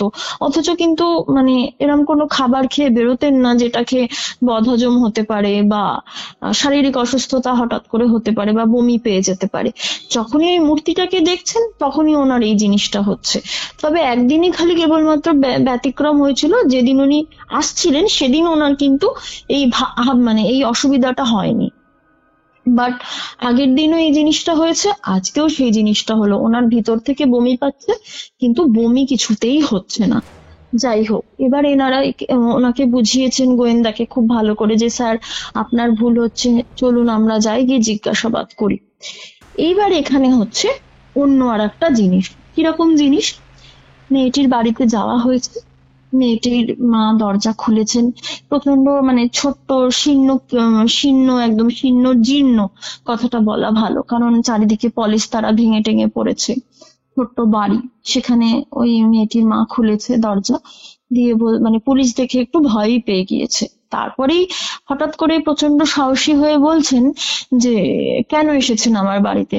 আমার বাড়িতে তো আমার মেয়ে নেই, আমার মেয়ে তো লুকিয়ে রয়েছে, আপনারা চাইলেও ধরতে পারবেন না, পুরো চ্যালেঞ্জের মতো করে বলছে। তখন এরা নানাভাবে চেষ্টা করেছে চাপ দেওয়ার, কথা বার করার, যে আপনার মেয়ে তো বলুন না, কোনোভাবে চাকরি পেয়ে যেতে পারে, কেন এইসব নকশালীদের দলে নাম ভিড়িয়েছে, কি দরকার, এইসব নানা ধরনের কথাবার্তা বুঝিয়েছে, এবং বলেছে যে পুলিশ যদি ধরে তাহলে কিন্তু জীবনটা পুরো একদম শেষ, কোন রকম কেরিয়ার কিছুই হবে না, সব 12টা বেজে যাবে, এইসব বলেছে টলেছে। কিন্তু ওর মা, মেয়েটির মা, ওই মহিলা প্রচন্ড শক্ত হয়ে একটা কথা তখন তুলেছেন, সেটা হচ্ছে যে উনি বলছেন ঠিক এইভাবে যে আমার মেয়ে নকশালপন্থী, আমার মেয়ে নকশালি, তার জন্য আজকে তোমরা আমার বাড়িতে এসেছো, অথচ এইখানে এই জায়গাতে প্রচুর আশেপাশের গ্রামে বা আমাদের গ্রামে যখন অনেক মেয়ে হয়ে যায়, সেই সময় তো পুলিশের কোনো টনক নড়তে দেখি না। কেন হয় এটা? আজকে আমার মেয়ে নকশালি দলে নাম লিখিয়েছে বলে আজকে পুলিশের এত মাথা ব্যথা, এত টনক নড়েছে, সরকারের বিরোধিতা করছে বলে। যখন এইগুলো হচ্ছে, এত খুন হচ্ছে, এবার পাশাপাশি খুনে চলে এসছেন উনি। এতগুলো যে খুন হয়ে গেল, এত নকশালীরা খুন হয়েছে, সেই নকশালীদের প্রাণের কোনো কি দাম নেই? আমরা কি বিচার পাবো না? আজকে এরা নকশালি করছে বলে মানে খুব মাথা খারাপ হয়ে যাচ্ছে। আগে এদের বিচার করো, যারা খুন হয়েছে তাদের বিচার করো, যারা হয়ে গিয়েছে, যারা নিখোঁজ, যারা উধাও, তাদের আগে বিচার করো, তাদের প্রাণের দামটা আমাদের কাছে দেখাও যে হ্যাঁ তোমরাও তাদের ব্যাপারে ভাবছো, পুলিশ হয়ে কিছু করছো, এখন কেন এসেছো, যাও বলে এইসব মুখের উপর এইসব কথা বলে দেয়। এইবার যে গোয়েন্দা ছিলেন তার একটু মানে খটকা লাগে জিনিসটা, যে উনি দুটো কথা বললেন। কি কথা দুটো বললেন সেটা হচ্ছে, একটা কথা বলেছেন প্রচুর মেয়ে হচ্ছে, উধাও হয়ে গিয়েছে, আর একটা কথা বলেছেন প্রচুর নকশালীরা খুন হয়েছে। এই যে নকশালীরা খুন হয়েছে এটা শুনে ওনার মাথাটা একটু ঘুরে যায়।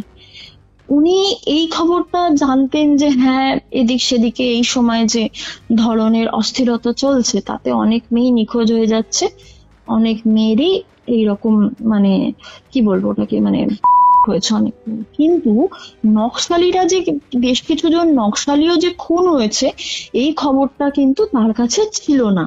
তো সুতরাং মানে এই দুটো কথাতেই ওনার না বেশ কিছুটা আর কি টনক নড়ে ওঠে। উনি মনের মধ্যে ভাবেন যে এটা আমি কি শুনলাম, এই দুটো কথা। আর সত্যি কথা বলতে মানুষ হিসাবে যদি বিবেচনা করতে হয় তাহলে মানবিকতার দিক থেকে এটা সত্যি যে মেয়েটির মা কিন্তু খুব একটা কিছু ভুল কথা বলেনি। মেয়েটি আজকে নকশালি বা নকশাল পন্থীতে বিশ্বাস করে বলে সে কারণে আজকে পুলিশ তাকে ধরতে গিয়েছে, কিন্তু যেখানে এতজন মানুষের প্রাণ চলে গেছে বা এতজন মেয়ের সম্মানহানি হয়েছে সেই সব ব্যাপারে তখন পুলিশ পুরোপুরি চুপ ছিল। এই দুটো প্রশ্ন তো উনি খুব খারাপ কিছু করেননি। এবার গোয়েন্দা মশাই মানে আমার মামা দাদু থানাতে ফিরে আসেন। থানাতে ফিরে এসে মেজবাবুকে বলেন যেই মুহূর্তে যে ভদ্রমহিলা যে কথাগুলো বললেন, নকশালীরা বেশ কিছু নকশালি খুন হয়েছে, যেটা আমার কাছে কোনো রকম ইনফরমেশন ছিল না, সেই এটা কি কথাটা একদম গোড়ার দিকের কথা? কারণ মানে নকশালীদের মারা হয়েছে সেটা সবাই জানতাম আমরা। না, ওই জায়গাতে আচ্ছা, ওই জায়গাতে যে বেশ কিছু জন নকশালি খুন হয়েছে সেটা ওনার কাছে কোনো রকম ইনফরমেশন ছিল না। আচ্ছা, আচ্ছা, আচ্ছা। গ্রেপ্তার হয়েছে সেটা আলাদা ব্যাপার, কিন্তু খুন হয়েছে সেটা কিন্তু জানতেন না। ঠিক আছে, ইনফরমেশন ছিল না আর কি। তো এইবার ওই দাদু আর কি মেজবাবুকে যেই মুহূর্তে জিজ্ঞাসা করেন যে এখানে বেশ কিছু জন নকশালি খুন হয়ে গিয়েছে সেটা কি সত্যি, যেই মুহূর্তে উনি এই কথাটা বলেন দপ করে দেখা যায় যে থানার উপরে যে তোমার ইয়েটা ঝোলে আর কি, লাইটটা ঝোলে, টিউব লাইটটা ঝোলে, কিরকম একটা স্ট্যান্ডের উপরে খানিকটা আর কি ভর করে ঝোলে যে ব্যাপারটা, সেটা না দপ করে দেখা যায় পুরোপুরি নিভে যায়। ঠিক আছে, এবং খালি ওইটা নিভে গিয়ে ক্ষান্ত থাকেনি, দেখা যাচ্ছে হচ্ছে যেখানে ওনারা বসেছিলেন সেই দরজাটা দমাস করে দুটো পাল্লা মানে খুব সজোরে বন্ধ হয়ে যায়। ওনারা কিছুটা ভয় পেয়ে যান যে হঠাৎ এই প্রশ্নটা যখন করা হলো তখন এইরকম কেন হলো। যেই মুহূর্তে এবারে মামা দাদু মানে গোয়েন্দা চেয়ারটা ছেড়ে দরজাটা খুলতে যাবেন, দরজাটা খুলেওছেন, উনি বর্ণনা দিচ্ছেন আমি দরজাটা খুলেওছি, খুলে হঠাৎ করে আমার নজর গেছে মাঠের ঠিক একদম প্রান্তে। এবার এখানে বলি যে যে জায়গাটায় ওনারা বসে কাজ করছিলেন মানে থানা, সেই থানার পাশেই একটা মাঠ ছিল, যে মাঠটা মানে ঝোপঝাড় ছিল মোটামুটি। ওই ঝোপঝাড়ের একদম প্রান্তে সেই আবার ঢ্যাঙা কালো মূর্তিটা দাঁড়িয়ে রয়েছে, এবং সেটা মানে দাঁড়ানোটা মানে কি, এবারে আমি বলি দাঁড়ানোর বর্ণনাটা, সেটার না তোমার দুটো হাত পুরো সামনের দিকে রয়েছে, যেন মনে হচ্ছে ওই তোমার পিটি করার সময় আমরা যেরকম করতাম যে হাত সামনের দিকে করো ওরকম ভাবে স্ট্রেট করানো, আর মুখটা পুরো আকাশের দিকে তাকানো, মানে মুখটা কিন্তু সোজাসুজি নয়, পুরো আকাশের দিকে এরকম মাথাটা হেলিয়ে তাকানো রয়েছে, তাকিয়ে রয়েছে সরি মূর্তিটা। উনি প্রচন্ড ভয় পেয়ে যান এবং সেই মূর্তিটাকে দেখা মাত্রই ওনার আবার সেই অস্বস্তিটা শুরু হয়, মানে গা গোলানো ব্যাপারটা চলে আসে, বমি বমি ভাব কিন্তু হচ্ছে না, ওনার মাথা ঘুরে যায়, উনি পুরো পড়ে যান, ওখানে অজ্ঞান হয়ে যান। এবং বেশ কিছুক্ষণ ওনার শরীর খারাপ ছিল, জ্ঞান এসেছিল ঠিকই, ডাক্তারও দেখেছিল, কিন্তু বেশ কিছুক্ষণ মানে কয়েক ঘন্টা বলতে গেলে ওনাকে কোয়ার্টারে উনি রেস্ট নেন, উনি কোনো রকম কিছু কাজ করতেই পারেন না। সন্ধ্যের দিকে মেজবাবু আসেন এবং মেজবাবুকে দরজা খোলার জন্য যখন উনি দরজাটা খুলছেন, এই সময় আবার দেখেন মেজবাবুর ঠিক পিছনেই ওই অবয়ব বা মূর্তিটা দাঁড়িয়ে রয়েছে এবং মেজবাবু দাঁড়িয়ে মেজবাবুর পেছন থেকে সে উঁকি মেরে দেখছে এবং ওই রকম ভাবে দাঁত বের করা, যেরকম উনি পাঁচিলে দেখেছিলেন। এবার উনি আবার প্রচন্ড আতঙ্কে আর কি চিৎকার করে উঠেছেন যে আপনি এসেছেন, আপনার পেছনে কে, ওটা কে? এইরকম করে উনি যেই মুহূর্তে চিৎকার করে উঠেছেন, মেজবাবু এবার পিছন ফিরেছেন, কিন্তু মেজবাবু কিছু দেখেননি ঠিক কথাই, কিন্তু মেজবাবু একটু চমকে উঠলো, কারণ মেজবাবু ফিল করেছে কোনো একটা হাওয়ার ঝটকা যেন ওনার পাশ থেকে বা পিছন থেকে সরে গেল। এবার উনিও একটু এরম মানে একটু আঁতকে উঠেছেন। উনি আস্তে করে বলছেন যে আপনি কি কাউকে দেখতে পেয়েছেন? বলছে আমি। এবার গোয়েন্দা বলছেন যে আমি দেখতে পেয়েছি বলেই তো আঁতকে উঠেছি, আপনিও তো আঁতকে উঠেছেন দেখলাম, তার মানে আপনি কি দেখতে পেয়েছেন? তখন মেজবাবু বলছেন যে না, আমি কিছু দেখতে পাইনি, কিন্তু আমার ফিল হলো যে আমার পিছন থেকে বা পাশ থেকে কোনো একটা হাওয়ার ঝটকা ঝট করে সরে গেল, যাকে আমি হয়তো চোখে দেখতে পেলাম না, কিন্তু তার উপস্থিতিটা আমি অনুভব করতে পারলাম। এবার যে সিচুয়েশনটা, সেই সিচুয়েশনটা মারাত্মকভাবে সিরিয়াস হয়ে যায়। মেজবাবুকে গোয়েন্দা মশাই বা আমার মামা দাদু ঘরের মধ্যে ঢোকান এবং দরজাটা বন্ধ করে দেওয়া হয়। এবার উনি সরাসরি ভাবে প্রশ্ন করেন যে আপনি বলুন তো, এখানে কি হয়েছিল? নকশালপন্থীরা কিভাবে খুন হয়েছিলেন, কজন খুন হয়েছিল? এবার এই যে কথাটা আবার উঠলো, এই কথাটা ওঠার সাথে সাথেই এবার মামা দাদুও শুনতে পেয়েছেন, মেজবাবুও শুনতে পেয়েছেন একটা অট্ট হাসির আওয়াজ। হ্যাঁ, এবং সেই হাসিটা কিন্তু মানে কি বলবো, মানে না কোনো পুরুষের কণ্ঠের, না কোনো মহিলার কণ্ঠের, কিন্তু একটা কিরকম হজাবড়ালা মানে মিশ্রিত একটা আওয়াজ। সেটা অট্টহাস্য, আওয়াজ বলবো না, অট্টহাস্য। এবং ওই সময় দুজনেই টর্চ নিয়ে বারান্দায় ছুটে যান দরজাটা খুলে, কিন্তু বারান্দায় কেউ ছিল না। পিছন দিকে জানলার ওখানে টর্চ মানে মানে পিছন দিকটা ছিল আর কি রাস্তা, কিন্তু সেই রাস্তাতেও কেউ ছিল না। কার্নিশে মানে বাইরে বেরিয়ে ওনারা কার্নিশে টর্চ ফেলেন, কার্নিশেও কেউ ছিল না। এবং যেই মুহূর্তে অট্টহাসির আওয়াজটা ওনারা শুনেছিলেন, সেইটার সাথে সাথে মানে ধরো 1 মিনিটের মাথাতেই হয়তো ওনারা বেরিয়েছেন দরজাটা খুলে, কি 2 মিনিট খুব বেশি হলে। তার মধ্যে কেউ যদি কার্নিশে দাঁড়িয়ে ওদের ভয় দেখানোর জন্য হেসেও থাকে, তাকে তো কার্নিশ থেকে লাফ মারতে হবে। তো 2 মিনিটের মধ্যে কিন্তু লাফ মারাটা খুব একটা মানে কি বলবো, সহজ কথা নয়, কারণ তাহলে বেশ চাপ আছে কার্নিশ থেকে রাস্তায় লাফ মারাটা। যাই হোক, তো কেউ ছিল না ওইখানে। তো এইবার মেজবাবুর সাথে ওনার খোলাখুলি কথা যেটা হয় সেটা আমি বলি। মেজবাবু জানান যে হ্যাঁ, নকশালপন্থীরা কিছুজন খুন সত্যিই হয়েছিলেন, নৃশংসভাবে খুন হয়েছিলেন, কিন্তু ওই সময় কোনো রকম তদন্ত করা হয়নি বা যায়নি বলা যায়। তখন এই যে আমার মামা দাদু বা গোয়েন্দা মশাই, তিনি প্রশ্ন করেন যে কেন, থানা কি তাহলে মদতপুষ্ট ছিল? তখন মেজবাবু জানান যে যে মানে যার মদতে ওই নকশালীদের খুন করা হয়েছিল, তিনি কিন্তু একটা পার্টির লিডার, এবং সেই পার্টিটা এখনো কিন্তু রয়েছে, অস্তিত্ব রয়েছে। তো তখন আর কি বলা হয় যে ওই পার্টির যে লিডার, যার মদতে নকশালীরা কয়েকজন খুন হয়েছিল, তো সেক্ষেত্রে তিনিও নিশ্চয়ই থানাকে প্রেসারে রেখেছিলেন, চাপ দিয়ে রেখেছিলেন যে যদি এই কেসটার ইনভেস্টিগেট হয় বা তল্লাশি করে যদি কিছু 19-20 পাওয়া যায়, তার বিরুদ্ধে যদি কোনো রকম কিছু অভিযোগ বা প্রমাণ উঠে আসে, তাহলে কিন্তু অবস্থা খারাপ হয়ে যাবে। তো মেজবাবু এইগুলো সমস্ত ব্যাখ্যা দিয়ে বলেন যে এই রকম চাপের জন্যই কিন্তু সেই সময়ে তদন্তটা হয়নি, জেনে শুনেও সবাই চুপ করে গিয়েছিল। এইবার এই আমার মামা দাদু বলেন যে তাহলে আমি কেসটা রিওপেন করব, কারণ আর একটা কথা আমি বলতে ভুলে গেছি। এই যে কিছু জায়গায় আমি বলেছিলাম না যে কিছু মেয়েকে ওই সময় আর কি যখন তখন তুলে নিয়ে এসে রেপের অভিযোগও পাওয়া গিয়েছে, মানে হয়েছে আর কি ওই জায়গাটায়। তো সেই সমস্ত কেসগুলোর পিছনেও কিন্তু এই রাজনৈতিক নেতা বা লিডারের হাত ছিল। তো এই ব্যাপারটা যখন মামা দাদুর সামনে পুরোপুরিভাবে পরিষ্কার হয়ে গেল যে খুনের জন্য উনি দায়ী, আবার জন্য উনি দায়ী, তো সেক্ষেত্রে তখন উনি সিদ্ধান্ত নিলেন এবং মেজবাবুকে জানালেন যে এই কেসটা আমি আবার রিওপেন করব। এই জায়গাটা এবারে একটু মন দিয়ে শোনো। সেটা হচ্ছে যে আমি তোমাকে প্রথমেই বলেছিলাম যে যখন মামা দাদু এই কেসের চার্জটা নিয়ে থানাতে আসেন, জায়গাটায় আসেন, তখন বড়বাবু কিন্তু প্রেজেন্ট ছিল না। বড়বাবু নাকি অসুস্থ ছিল, সেটাই মেজবাবু জানিয়েছিলেন, ঠিক আছে? এইবার যখন এই ব্যাপারটা চলে আসলো ইনভেস্টিগেশনের আবার আর কি নতুন করে করার, তখন মামা দাদুকে মেজবাবু বললেন যে স্যার আপনাকে ভালো কথা বলছি, আপনি কিন্তু কোনোভাবেই এই কেসটা রিওপেন করার কথা ভাববেন না, কারণ এর কিন্তু ফল ভালো হবে না যদি আপনি রিওপেন করেন। তখন ইনি বলছেন, মানে মামা দাদু বলছেন যে কেন রিওপেন করলে কি হবে?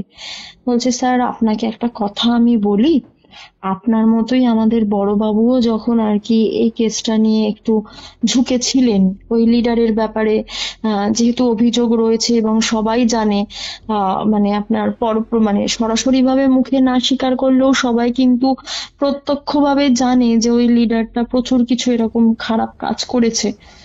তো যখন এই লিডারের ব্যাপারটা নিয়ে উনি যখন আর কি একটু ঝুঁকেছিলেন, ভেবেছিলেন যে এই কেসটা আবার রিওপেন হোক, আবার ভালো করে তদন্ত হোক, তখন কিন্তু ওনার একটা জীবনে মারাত্মকভাবে বিপর্যয় ঘটে, যার জন্যই কিন্তু উনি এখন ডিউটিতে নেই, উনি এখন অসুস্থ। তো এইবার ইনি জিজ্ঞাসা করেন আমার মামা দাদু যে কি হয়েছিল ওনার। তখন উনি বলেন যে স্যার ওনার স্ত্রী আর কি গর্ভবতী ছিলেন, কিন্তু হঠাৎ করেই ওনার মিসক্যারেজ হয়ে যায় এবং তারপর থেকে ওনার স্ত্রী মানসিকভাবে প্রচন্ড অসুস্থ হয়ে যায় এবং ওই অসুস্থতাটাই ভিত্তি করে ধীরে ধীরে এমন একটা বাজে পর্যায়ে চলে যায় যেখানে উনি বিছানায় শয্যাশায়ী হয়। আর বিছানায় শয্যাশায়ী হয় তার পিছনে একটা কারণ তো অবশ্যই এটা ছিল যে ওনার মিসক্যারেজ হয়ে গিয়েছিল, তার সাথে সাথে উনি একটা মারাত্মক রকমের দুঃস্বপ্ন দেখতেন, কিছু অদ্ভুত রকমের ভৌতিক কাণ্ড ঘটতো বড়বাবুর স্ত্রীর সাথে। তখন এবার এই গোয়েন্দা মানে আমার মামা দাদু নড়ে চড়ে বসলেন, বললেন ওনার সাথেও ভৌতিক কর্মকাণ্ড ঘটেছে, মানে কিরকম কি হয়েছে? তখন মেজবাবু বলছেন যে আমি যতটুকুনি বড়বাবুর থেকে শুনেছি তাতে করে এটাই আপনাকে বলতে পারি, ওনার স্ত্রী স্বপ্ন দেখতেন যে স্বপ্নের মধ্যে কোনো একটা কালো ছায়া ওনার গলা টিপতে আসছে। এমনকি উনি অনেকবার এটাও ফিল করেছেন যে ওনাদের ঘরে চারপাশে আর কি খাটের চারপাশটায় কেউ একজন ঘুরে বেড়ায়, সে ওরকম লম্বা ঢ্যাঙা টাইপের কোনো মূর্তি। তখন ইনি না প্রচন্ড ভাবে চমকে উঠেছেন, বলছেন মানে মামা দাদু বলছেন যে কি বললেন? লম্বা বিশাল মানে সরি, ঢ্যাঙা শব্দটা মেজবাবু ইউজ করেনি, উনি এটা বলেছিলেন যে একটা প্রচন্ড লম্বা মানে অতি লম্বা আর কি লম্বা মূর্তি বা ছায়াকে বড়বাবুর স্ত্রী ঘরের চারপাশে ঘুরে বেড়াতে দেখতো এবং স্বপ্নের মধ্যে দেখতো ওই মূর্তিটাই তার গলা টিপতে আসছে। এই করতে করতে উনি এমন একটা ট্রমায় চলে গিয়েছিলেন যার জন্য উনি পুরোপুরি ভাবে শয্যাশায়ী হয়ে যান। তখন ইনি এই যে আমার মামা দাদু আর কি নড়ে চড়ে বসেন, বলছে যে অতি লম্বা মূর্তিকে দেখতেন, এইরকম মূর্তি তো আমিও দেখেছি সাঁকোর মুখে বা পাঁচিলের উপরে বা আমার মানে আপনার পেছনে, আপনি যখন আমার কোয়ার্টারে এলেন তখনও তো আপনার পিছনে আমি এইরকম মূর্তিটাই দেখেছি, আপনারা কিছুতেই বিশ্বাস করতে চান না, কিন্তু আমি তাকে দেখেছি। তখন মেজবাবু পুরো চুপ হয়ে গিয়েছে, ঘরের মধ্যে থমথমে পরিবেশ। তখন একটু বাদে মামা দাদুই মুখ খোলেন এবং মামা দাদু মুখ খুলে বলে যে তাহলে একটা কাজ করা যাক, এই যে নেতা, এই নেতার বাড়িতে আমি একটু যাব। তখন মেজবাবু এমন একটা কথা বলে যে কথাটা শুনে ঘরে বাজ পড়ে। মেজবাবু বলে যে আপনি ওনার বাড়িতে যে যাবেন, প্রথম কথা ওনার বাড়িটা ভুতুড়ে, দ্বিতীয় কথা উনি তো এখন আর ইহজগতেই নেই। তখন মামা দাদু বলেন, ইহজগতে নেই মানে? তখন বলছে, ওই রাজনৈতিক নেতা তো আত্মহত্যা করেছেন নিজেই। তখন মামা দাদু মানে বলছেন, যেটা বললে না, আমি শুনে শকড হয়ে গেলাম। হ্যাঁ। তখন মামা দাদু বলছেন, আত্মহত্যা করেছেন মানে? ইনি এত পাপ কাজ করেছেন, করে আবার আত্মহত্যা করেছেন? বলছে, স্যার আপনাকে আমি কি বলবো, আপনি যেখানে এসেছেন সেই জায়গাটা যে কিরকম মারাত্মক আপনি নিজেও ভাবতে পারবেন না। তখন বলছে যে, কি কি আপনি মানে কি কি ঘটনা ঘটেছে আপনি আমাকে একটু খুলে বলুন দয়া করে।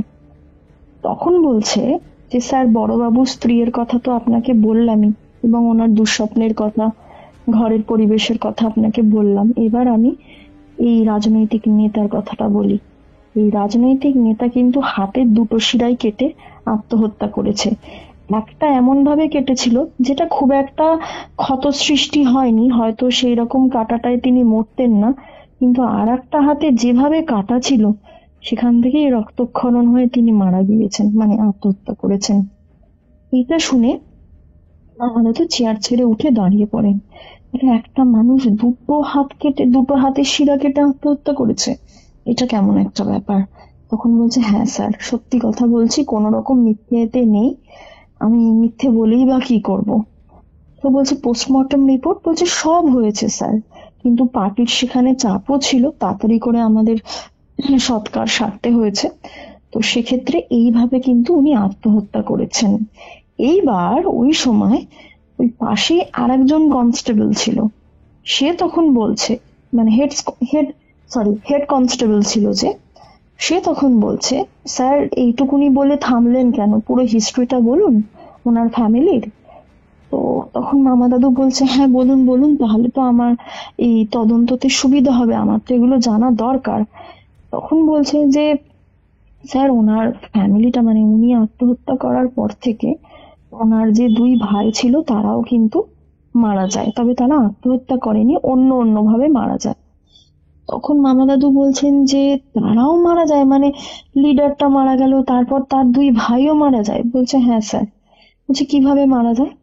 বলছে, স্যার একজন ভাই ছিল, যে ভাই হচ্ছে আপনার মানে তার স্বভাবটা খুব বাজে ছিল, নানা ধরনের আহ মানে কি বলবো, বদ অভ্যাস ছিল, আপনার নানা ধরনের, মানে প্রচুর নারী সঙ্গ দোষে আর কি দুষ্ট ছিল, সে প্রচুর মেয়েদের সাথে মিশতো, নানা ধরনের মেয়েদের অসম্মান করত, অনেকের মানে একদম সম্মান হানি করেছে, ঠিক আছে, এইরকম ধরনের ব্যাপার ছিল তার, মানে মেয়ে মানুষের একটা খুব বাজে অভ্যেস ছিল। তার স্ত্রী বেরিয়ে গেছিল, ওই জন্য সংসার করতে পারেনি, তার একটা ছেলে ছিল এবং সে মারা গিয়েছিল, মানে ছেলেটা না, লোকটি আর কি, লোকটি মারা গিয়েছিল হচ্ছে একটা যৌন সংক্রমণের রোগ থেকে, সেখান থেকে মারা যায় এই লিডারের এক ভাই। আর এক ভাই কিভাবে মারা যায়, সে হচ্ছে ওই রকম সিঁড়ি দিয়ে আর কি অদ্ভুত ভাবে পড়ে গিয়ে মারা গিয়েছিল, এবং সে সিঁড়ি দিয়ে পড়ে যাওয়ার আগে নাকি সবাইকে বলতো যে দাদার ছায়াকে দেখতে পায়, দাদার ছায়া বলতে লিডারের ছায়াটা। সে নাকি মানে অতৃপ্ত, সে নাকি আহ মুক্তি মানে তার হয়নি, সে ঘরের মধ্যে বাড়ির মধ্যে ঘুরে বেড়ায় আর হাহাকার করে নাকি কাঁদে। এইরকম সে প্রচুর বারই বলেছে, এবং একদিন দেখা গিয়েছে বাড়িতে এসে যে সে সিঁড়ি দিয়ে পড়ে মারা গিয়েছে। তাহলে লিডার মারা গেল, লিডারের দুই ভাই মারা গেল। কৌস্তব, তুমি তো প্রথম থেকে মোটামুটি এতটা অব্দি ঘটনাটা শুনলে, তোমার নিজস্ব কি ব্যাখ্যা রয়েছে এতে? এই যে একটা ফ্যামিলিতে পরপর দুম করে মারা গেল, এবং মারা শুধুমাত্র যায়নি, তারা কিন্তু কোনো না কোনো ভাবে পাপ কাজ করেছে, কোনো না কোনো ভাবে পাপ তাদের সাথে যুক্ত রয়েছে, এবং এর মধ্যে নকশালিরাও রয়েছে, তারাও কিছুজন অস্বাভাবিক ভাবে মারা গিয়েছে, যে খবরটা চাউর হয়নি সহজে। আমার দাদুর মুখ থেকে জানতে পেরেছে ওই সময় কিছুজন মেয়েকেও আর কি ওরকম ভাবে করে দেওয়া হয়েছিল। তো এতটা অবধি তো তুমি শুনলে, তা তোমার কি ব্যাখ্যা রয়েছে?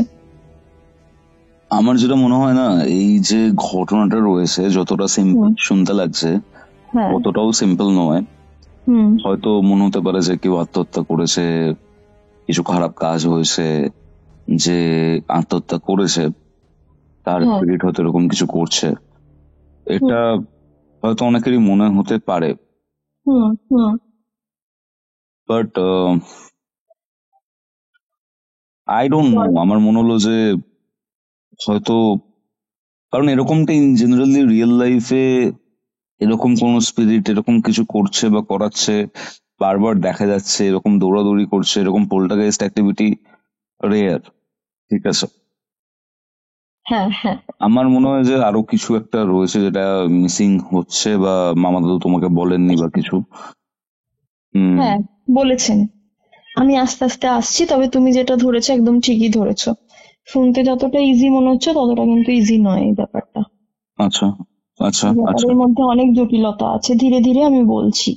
বলো। হুম তো এইটা হলো রাজনৈতিক লিডারের পারিবারিক যে ব্যাকগ্রাউন্ডের ইতিহাসটা, সেইটা মানে অস্বাভাবিকভাবে সমস্ত মৃত্যুর ব্যাপারটা। এইবার তখন মামা দাদু বলেন যে তার মানে এই যে পলিটিক্যাল লিডারের দুই ভাইয়ের মৃত্যু নয় আমি ধরলাম না, কিন্তু পলিটিক্যাল লিডারটা আত্মহত্যা করার আগে এতজন মানুষের সর্বনাশ করেছে, খুন করেছে, মেয়েদের সর্বনাশ করেছে, তাদের বডিগুলো কোথায় গিয়েছে? নিশ্চয়ই কোথাও না কোথাও তো লুকিয়ে রাখা হয়েছেই। হুম আমি কিন্তু এই বাড়িটা, মানে যে বাড়িতে আর কি ওনারা মারা গিয়েছেন, পলিটিক্যাল লিডারের সেই বাগান বাড়িটা কিন্তু আমি একবার যাব, কারণ আমি কেসটা রিওপেন করার সিদ্ধান্ত নিয়ে নিয়েছি।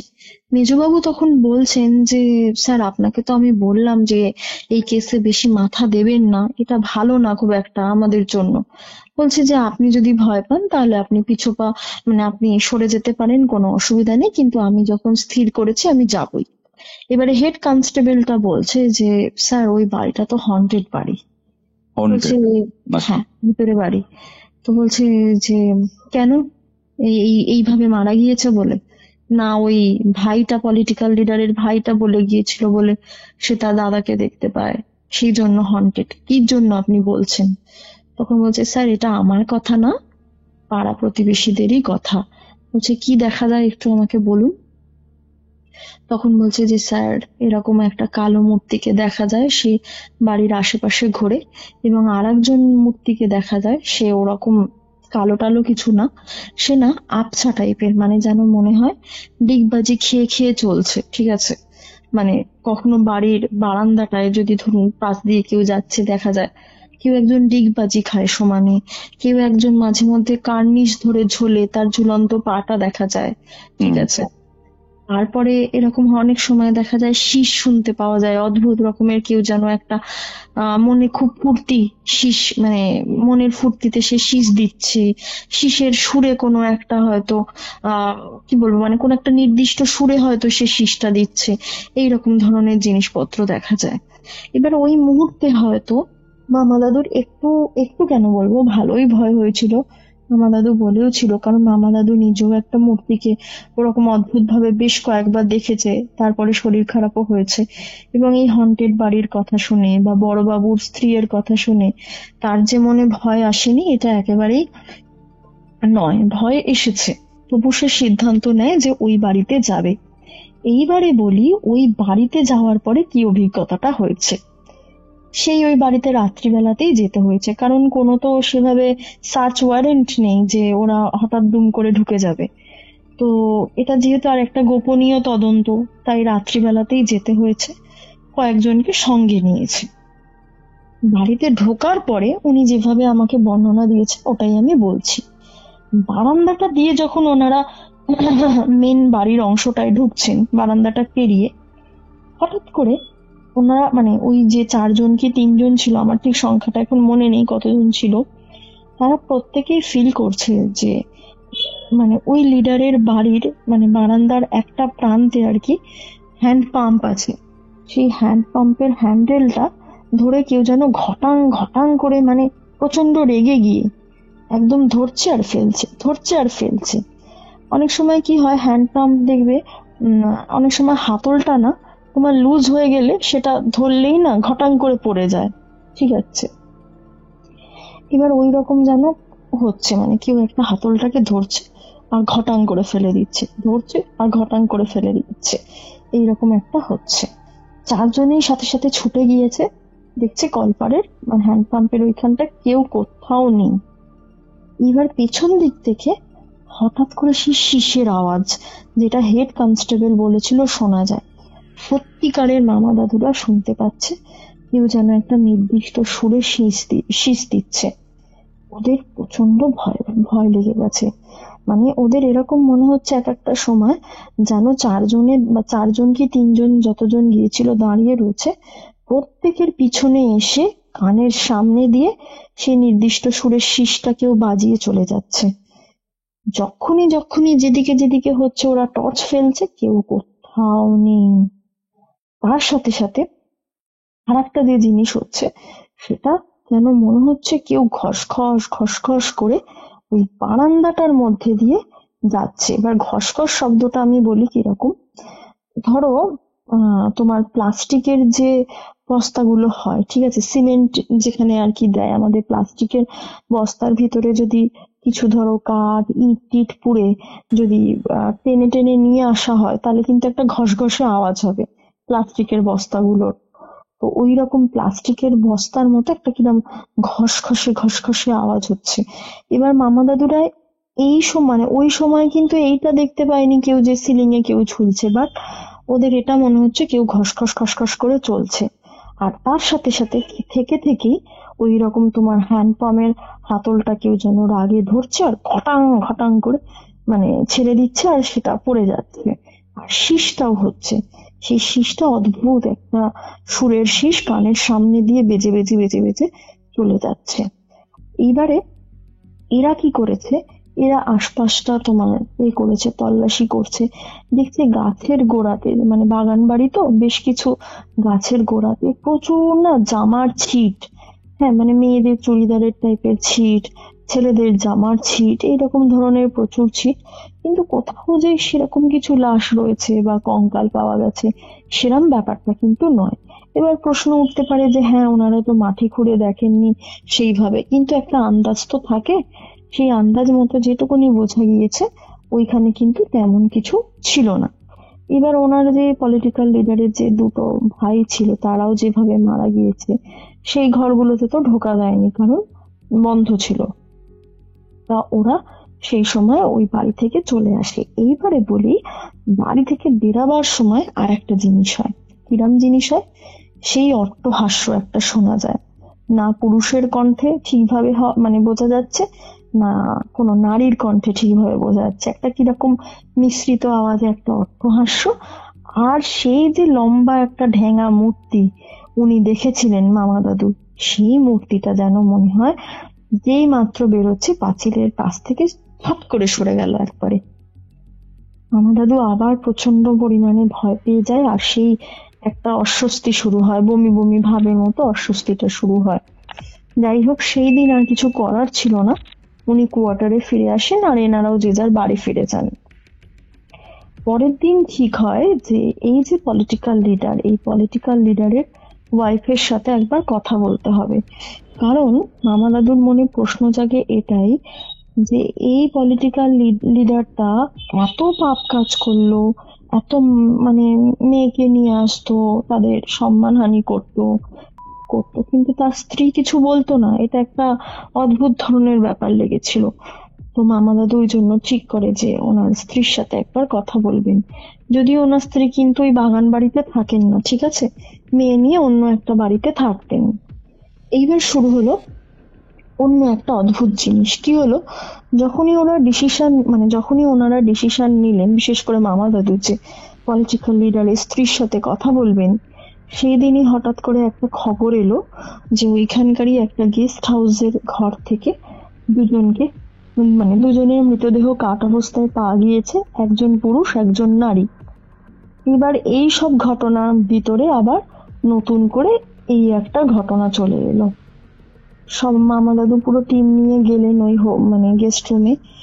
গিয়ে উনি দেখছেন যে সেখানে দুটো মৃতদেহ পড়ে রয়েছে, একটা পুরুষের একটা নারী। নারীর যে মৃতদেহটি, এবার পরিচিতির ক্ষেত্রে যদি আমি বলি, নারীর মৃতদেহটার কিন্তু কোন রকম পরিচয় পাওয়া যায়নি, মানে ওটাকে বেওয়ারিশ হিসাবে ঘোষণা করে দিয়েছিল। এইবার বলি, নারী যে মৃতদেহটা পাওয়া গিয়েছিল নারীর, তার সে না অদ্ভুত ভাবে মরে পড়েছিল। কিরকম আমি বলি, তার সারা অঙ্গে বস্ত্র ছিল ঠিক কথাই, কিন্তু উদর বা পেট, সেই পেটের জায়গায় কিন্তু কোনো রকম কাপড় ছিল না। কেউ যেন রাগে, মানে রাগের বশে, প্রচন্ড রাগের বশে ক্ষুব্ধ হয়ে ক্ষোভে ফেটে পড়ে সেই অংশের কাপড়টা যেন ছিঁড়ে তুলে নিয়ে পেটটা ছিঁড়ে নাড়ি ভুড়ি বের করে দিয়ে গেছে। আর কিন্তু কোনো রকম কোনো মানে অস্বস্তিজনক কোনো কিছু আঘাত বা ক্ষতচিহ্ন গায়ের কোথাও কিচ্ছু পাওয়া যায়নি। ঠিক আছে, কি বলছো, সাংঘাতিক ব্যাপার তো এটা। হ্যাঁ। এবার পুরুষের যে ব্যাপারটায় আসি, পুরুষ যে মৃতদেহটা পাওয়া গেছিল সেখানে দেখা যাচ্ছে যে পুরুষের মাথা থেকে পেট অব্দি একটা অংশ আলাদা খণ্ডে পড়ে রয়েছে, আর কোমর থেকে পায়ের পাতা অব্দি আর একটা অংশ বিখণ্ডিত, মানে কি বলবো ওটাকে, মানে খণ্ডিত হয়ে আর একটা জায়গায় পড়ে রয়েছে। মানে বুঝতে পারছো, দুটো কিন্তু দুরকম ভাবে মারা গিয়েছে। এইবার পুলিশের এইটাই ধারণা আসে যে ছেলেটা যদি ধরেও নি মেয়েটাকে খুন করেছে, তাহলে সেক্ষেত্রে তো নিজেকে আর নিজে মারবে না, তাও আবার ওরকম ভাবে দ্বিখণ্ড হয়ে, তাহলে এটা তো কোনোভাবেই সম্ভব নয়।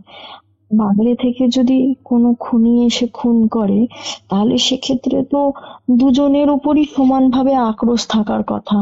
মেয়েটাকে যদি মারতেই হয়, তাহলে সেক্ষেত্রে পেটটা নাড়ি ভুড়ি ছিঁড়ে দিয়ে কেন চলে যাবে? অন্যভাবেও তো মানে দু খণ্ড করেও মারতে পারতো, গলা টিপেও মারতে পারতো। কোথাও কোনো আঘাত নেই, খালি পেটের উপরই যত আক্রোশ দেখিয়ে চলে গিয়েছে। এটা তো একটা অদ্ভুত ব্যাপার। ছেলেটাকে তো বলেইছি কিভাবে মেরেছে, বলেই দিলাম একটু আগে, সেটা হচ্ছে মেয়েটার কিন্তু কোন রকম পরিচয় পাওয়া যায়নি, কিন্তু ছেলেটার যে পরিচয়টা সেটা শুনলে তুমি আবারও চমকে উঠবে। সবাই বলছে ছেলেটি পরিচয় হলো সেই রাজনৈতিক লিডারের ভাইপো, অর্থাৎ রাজনৈতিক লিডারের একটা ভাই তো আমি বলেছিলাম সিঁড়ি দিয়ে পড়ে মারা গিয়েছে, আর একজনের একটু বাজে স্বভাব ছিল আর কি, মেয়েদের দোষ ছিল। তো সেই ভাইয়ের ছেলে হচ্ছে, মানে যে যৌন সংক্রমিত রোগে মারা গিয়েছে, সেই ভাইয়ের ছেলে হচ্ছে এই ছেলেটা যে নিথর হয়ে পড়ে রয়েছে, তাকে খুন করা হয়েছে। পুরো মামা দাদুর মাথায় বাজ পড়ে।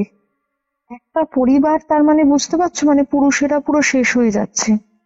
ফার্স্টে পলিটিক্যাল লিডার, তারপর তার দুই ভাই, এবং তারপরে তার এক ভাইয়ের ছেলে অর্থাৎ ভাইপো পুরো শেষ হয়ে গেল। এবার মামা দাদু যে আগে ভেবেছিলেন পলিটিক্যাল লিডারের স্ত্রীর সাথে কথা বলবেন, সেটা যেন ভগবান আপনা আপনি কথা বলার একটা সূত্র করিয়ে দিল। কি কি দিক দিয়ে সূত্রটা আমি বলি। শনাক্তকরণের জন্য তো লোক লাগে, ঠিক আছে। এবার এই যে ছেলেটি, এই ছেলেটির পরিবারে তো আর কেউ নেই, বাবাও মারা গিয়েছে, জেঠু মানে পলিটিক্যাল লিডার সেও মারা গিয়েছে, আরেকজন জেঠুও মারা গিয়েছে, মা থাকে না। তার মানে শনাক্তকরণের জন্য কে বেঁচে রইল? পলিটিক্যাল লিডারের ওই ওয়াইফই কিন্তু একমাত্র, ঠিক আছে। এবার তাকে যখন শনাক্তকরণের জন্য খবর দেয়া হলো, সে পরিষ্কার জানিয়ে দিল যে না, আমি ওই পাপ বংশের কাউকে শনাক্ত করতে পারবো না, ওরা সব পাপী। এই কথাটা মামা দাদু শুনে সরাসরি দেখা করতে গেল পিমকে নিয়ে, মেজবাবুও ছিলেন। ওনারা যখন গেছেন, ওনারা অদ্ভুত ভাবে কিছু জিনিস লক্ষ্য করেন, ঠিক আছে। সন্ধ্যের দিকে গেছে। ওই ভদ্র মহিলা মাথায় পুরো ঘোমটা দেয়া, ওকে, এবং কারোর উদ্দেশ্যে যেন খাবারে আর কি তোমার এই থালাতে খাবার সাজিয়ে একটা ঘরের দিকে এগিয়ে নিয়ে যাচ্ছেন, মানে এগিয়ে যাচ্ছেন উনি, ঠিক আছে। এবার ওনারা ডাকেন, ম্যাডাম ম্যাডাম আমরা এসেছি, কথা বলবো। জাস্ট ওদের দিকে না তাকিয়ে উত্তর দেন, বসুন আমি আসছি। এবার এরা বসে যেটুকুনি লক্ষ্য করছে, ওই ঘরে না, আমরা যদি কোনো মানুষকে খাবার দিতে যাই বা কোনো রোগী বা কোনো জীব জন্তু পোষ্য যাকেই বলি না কেন খাবার দিতে যাই, তাকে কি খাবারটা ঘরের ওই দোরগোড়াতে রেখে বলবো মানে যে খেয়ে যা বা কিছু, এরকম তো জিনিসটা হয় না। ঘরে ঢুকলো না, ঘরের দোরগোড়াতে খাবারটা রেখে এলো, রেখেই সাট করে চলে এলো, পেছন ফিরলো না, ঠিক আছে। দিয়ে বসলো, মোড়াটা টেনে বসলো, দিয়ে এবার বলছে যে হ্যাঁ বলুন কি, আমি তো শনাক্ত করতে যেতে পারবো না, ওই পাপীদের সাথে আমার কোনো সম্পর্ক নেই। তখন বলছে কেন ম্যাডাম আপনি এরম কেন বলছেন? বলছে আমার স্বামীর সাথে তো আমার ভালো কোনো সম্পর্ক ছিল না, আমি আর আমার মেয়ে বরাবরই আলাদা থাকতাম। তখন বলছে যে ম্যাডাম একটা কথা বলবো, আপনার সাথে স্বামীর সম্পর্ক ভালো না থাকার কারণটা কি।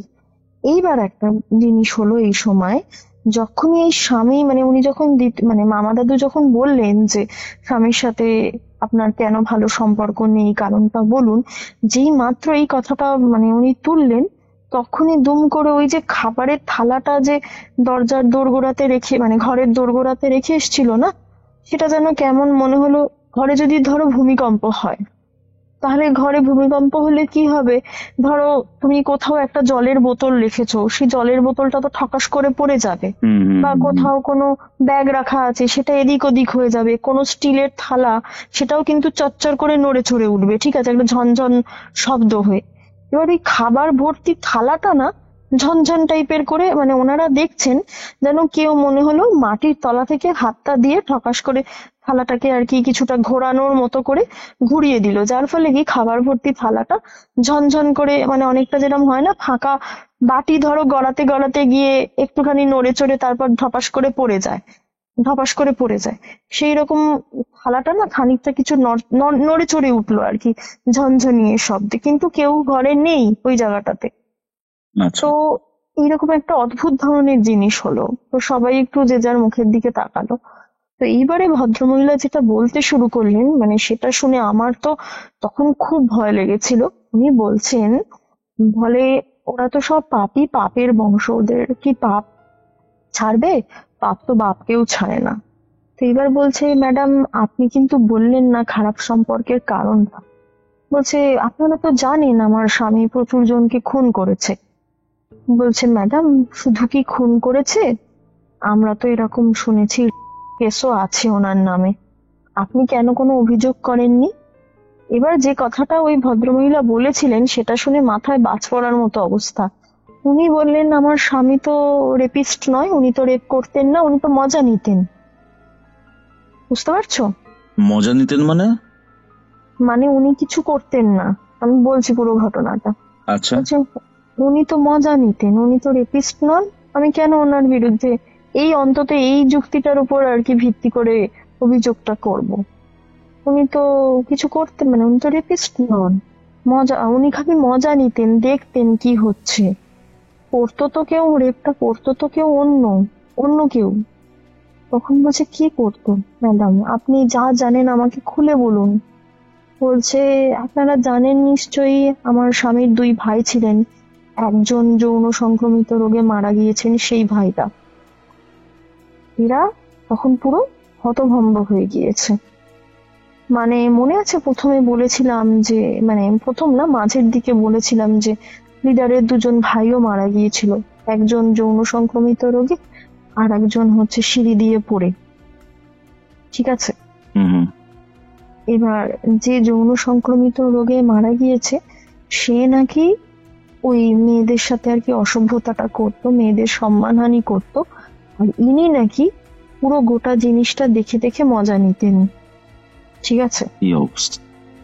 ইনি মদত দিয়ে মেয়েদের তুলে আনতেন, আর ওনার ভাই করতো পাপাচার, আর ইনি সেটা মজা নিতেন এবং ইনিও ওই পাপাচারের সাথে পরোক্ষভাবে যুক্ত ছিলেন, ঠিক আছে। এই লিডারটা ছিল অযৌন, আসেক্সুয়াল। আচ্ছা। এবার প্রশ্নটা হলো, মামা দাদু করলেন যে তাহলে আপনাদের মেয়েটা কি করে হলো, আপনি তো বললেন আপনাদের মেয়ে আছে। বলছে ও তো পালিত কন্যা, আমরা তো এই পরিচয়টা কাউকে দিইনি, ও পালিত, ও আমাদের নিজেদের নয়। এবার ভদ্রমহিলা বলতে শুরু করলেন, বললেন আমি জানি আমার স্বামীর আত্মা এখনো মুক্তি পায়নি, ও এখনো সম্ভোগ প্রক্রিয়া দেখার জন্য বা এনজয় করার জন্য হাহাকার করে মরে, আমার বাড়িও তো আসে, আমি প্রচুরবার দেখেছি, আমি ভয় পাই না, তাকে শুধু খাবারটুকু দিয়ে দিই।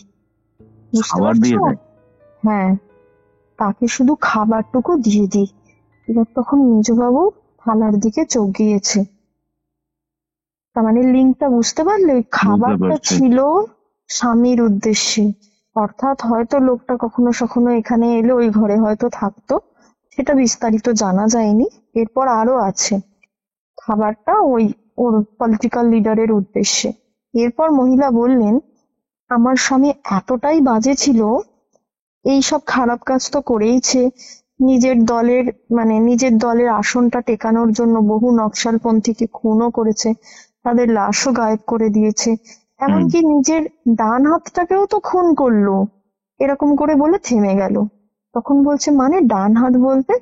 বলছে, হ্যাঁ, নিজের সব থেকে বিশ্বস্ত যে সাগরেদ ছিল, সেই সাগরেদটাকেও তো মেরেছে। বলছে, কি বলছেন আপনি? বলছে, হ্যাঁ, ওই সাগরেদের আত্মাও তো শান্তি পায়নি। ও তো আমার বাড়িতে আসে, এসে ওই গাছের তলাতে দাঁড়িয়ে দাঁড়িয়ে কাঁদে আমার দিকে তাকিয়ে। আমি জানি তো ও শান্তি পায়নি, তবে আমি এদের কাউকে দেখেই ভয় পাই না। তখন বলছে, একটা কথা বলবো ম্যাডাম, সাগরেদকে কেন মেরেছে? বলছে, কেন?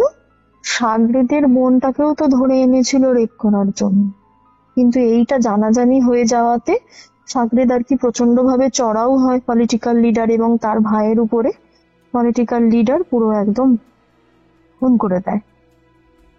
দিয়ে বলছে, মানে নিজের ম্যাডাম, ডান হাতকে উড়িয়ে দিয়েছে। ডান হাতকে উড়িয়ে দিয়েছে এইসব কুকর্মের জন্য। বলছে, ও তো শান্তি পায়নি। ওকে কিভাবে মেরেছে জানেন? তখন বলছে, বলুন ম্যাডাম, কিভাবে মেরেছে? বলছে, ওই যে আমাদের মফস্বলে ঢোকার আগে, মানে আমাদের জায়গাটায় ঢোকার আগে যে সাঁকোটা আছে না, সাঁকোর নিচ দিয়ে যে আপনার খালটা বয়ে যায়, সেই খালেই তো মাথা কেটে উড়িয়ে দিয়ে, মানে মাথাটা কেটে শরীরটা ভাসিয়ে দিয়েছিল, আর মাথাটা রেখেছিল সাঁকোর মুখে গেঁথে। বুঝতে পারছো? এইবার বুঝতে পারছি। মামা দাদু জিজ্ঞাসা করলেন যে সাগরেদটা কি প্রচন্ড লম্বা ছিল? বলছে, হ্যাঁ, প্রচন্ড লম্বা, অতি লম্বা। এইবার তখন উনি দুয়ে দুয়ে চার করতে পারলেন যে এতদিন উনি ওই সাঁকোর মুখে যে ছায়ামূর্তিটাকে দেখতেন বা অবয়বটাকে দেখতেন বা পাঁচিলে দেখেছেন বা অনেক জায়গাতে দেখেছেন, যাকে দেখে ওনার অস্বস্তি হয়, সেটা আর কেউ না, ওই ভেঙা লম্বা মূর্তিটা হচ্ছে পলিটিক্যাল লিডারের সাগরেদ।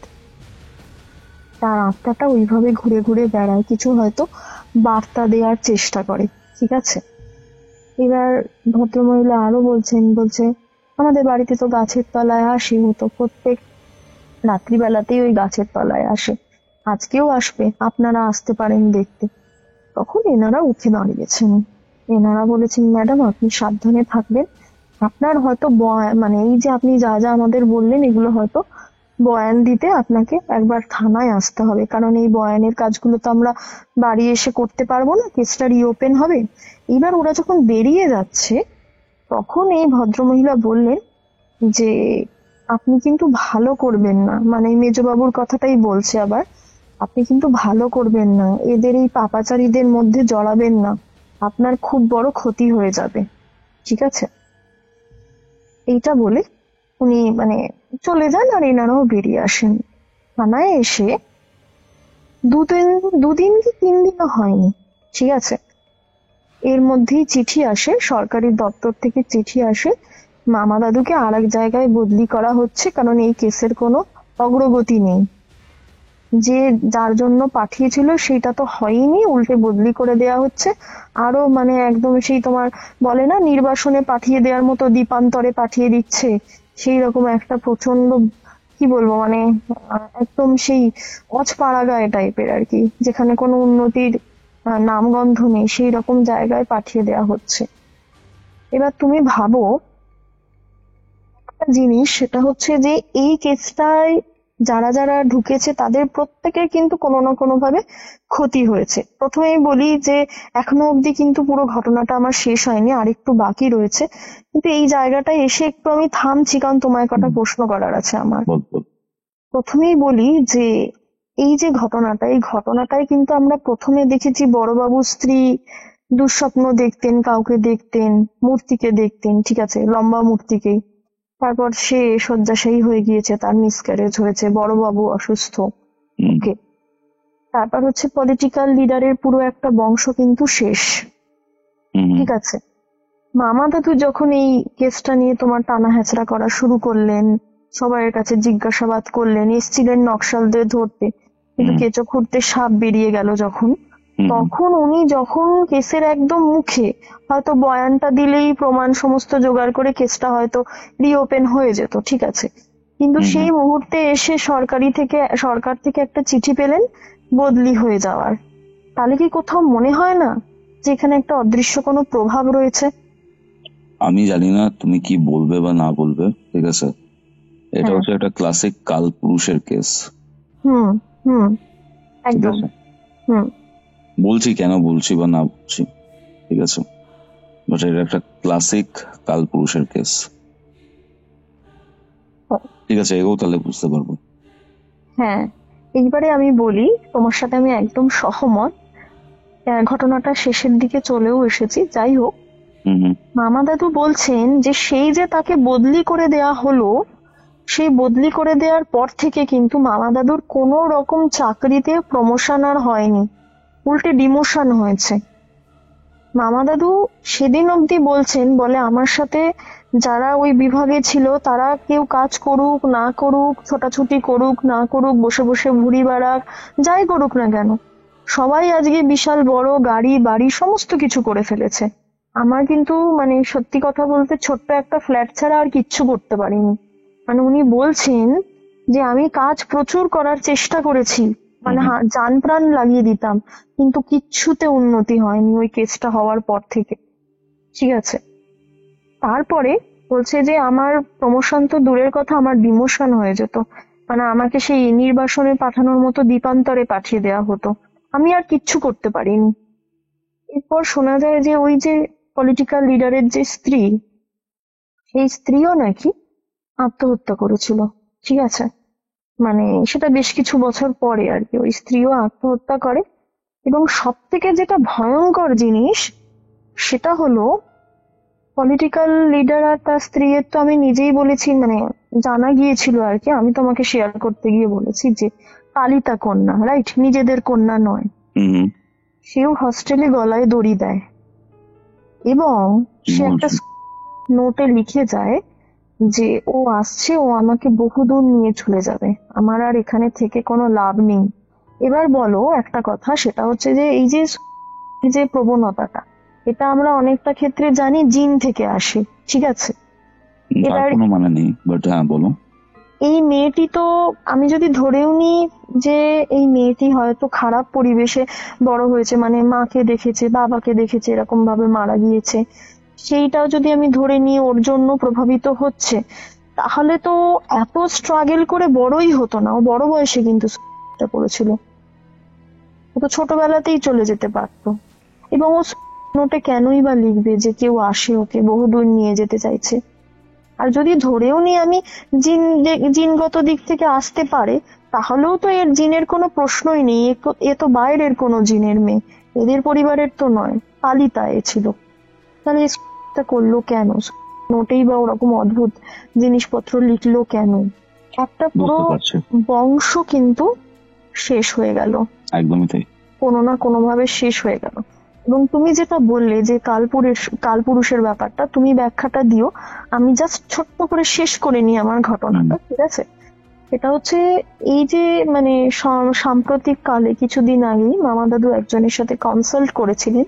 হুম তিনি সমস্ত কিছু শুনে বলেছিলেন যে ওই যে মূর্তিটা, যাকে মুন্ডুটা কেটে পলিটিক্যাল লিডার সাঁকর জল, মানে সরি সাঁকর নিচে যে খালটা ছিল সেই জলে ভাসিয়ে দিয়েছিলেন, সম্ভবত সেই ছিল কালপুরুষ।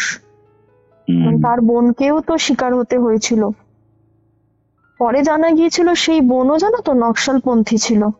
তাই হয়তো ওই ছেলেটার আত্মাটা নকশালদের সব দিক থেকে বাঁচিয়ে দিয়ে গেছে, নকশালরা কোনোভাবেই ধরা পড়েনি। আমি তোমাকে একটা কথা বলেছিলাম, আমার দাদুরা যখন ঘাঁটিতে গিয়েছিল দেখছি সবে জ্বলন্ত সিগারেট বা বিড়ির টুকরো এদিক ওদিক পড়ে রয়েছে। বুঝতে পারছি, তার মানে বাট ওরা অন সদ্য দ্য সদ্য কন্ট্রারি, ইনফরমেশন পেয়েছিল। নকশাল বা কমিউনিস্ট যারা হন, ঠিক আছে, হুম। হুম। তারা এইসব বিষয়গুলোকে কিন্তু বিশ্বাস করেন না। এটা কান্ট্রি বিশ্বাস করেন? করেন না। করেন না, হ্যাঁ হ্যাঁ।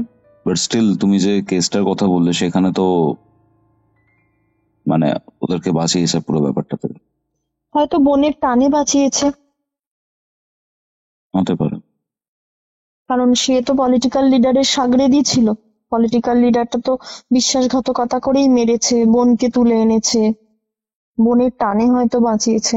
এবং সে একটা মানে মানে এটা খুব উইয়ার্ড ঘটনা ছিল এটা। হ্যাঁ, ওই জন্যই আমি প্রথমে বলেছিলাম যে ঘটনাটা খুবই অদ্ভুত, মানে যিনি শুনে বলেছেন। অ্যাকচুয়ালি খুব মানে ভয় লাগলো ব্যাপারটা তো।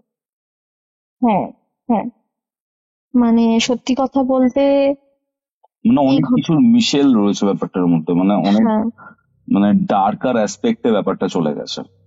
হুম, হুম,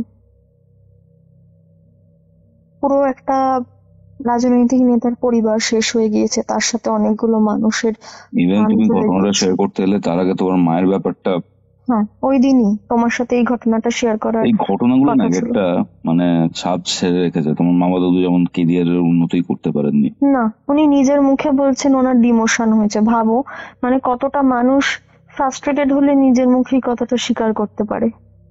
হম, উনি পরিষ্কার বললেন। বুঝতে পারছি। এই ছিল আমার আজকের ঘটনাটা। অসাধারণ ঘটনা ছিল। Thank you. দেখা যাক শ্রোতা বন্ধুরা কিরম ভাবে কি নেন। Curiophyte presents Ghostly Call Recording, a horror audio documentary by Kaustav Kumar. এবার ভয় পাবে তুমিও। এটাই ছিল আজকের ঘটনা। আজকের এই ঘটনা আপনাদের কেমন লাগলো কমেন্ট করে জানান। আমার থেকে যদি কোনো স্পিরিচুয়াল হেল্প চান বা কোনো অ্যাস্ট্রোলজিক্যাল প্রেডিকশন চান, যোগাযোগ করতে পারেন আমাদের অফিসিয়াল হোয়াটসঅ্যাপ নাম্বারে, যেটি হচ্ছে 6290675195। আর হ্যাঁ, ভিডিওটা ভালো লাগলে অবশ্যই লাইক করে শেয়ার করে দিতে কিন্তু ভুলবেন না, এবং নতুন হলে সাবস্ক্রাইব করুন। দেখা হচ্ছে পরবর্তী এপিসোডে, যেটি আসছে বৃহস্পতিবার দিন দুপুর ঠিক 3টের সময়। ততক্ষণ অবধি কিউরিওফাইটের এরকম আরও 2টি এপিসোড দেখতে এবং শুনতে আপনার মোবাইল স্ক্রিনে আসা ডান দিকের অথবা বাদিকের বক্সে ক্লিক করুন।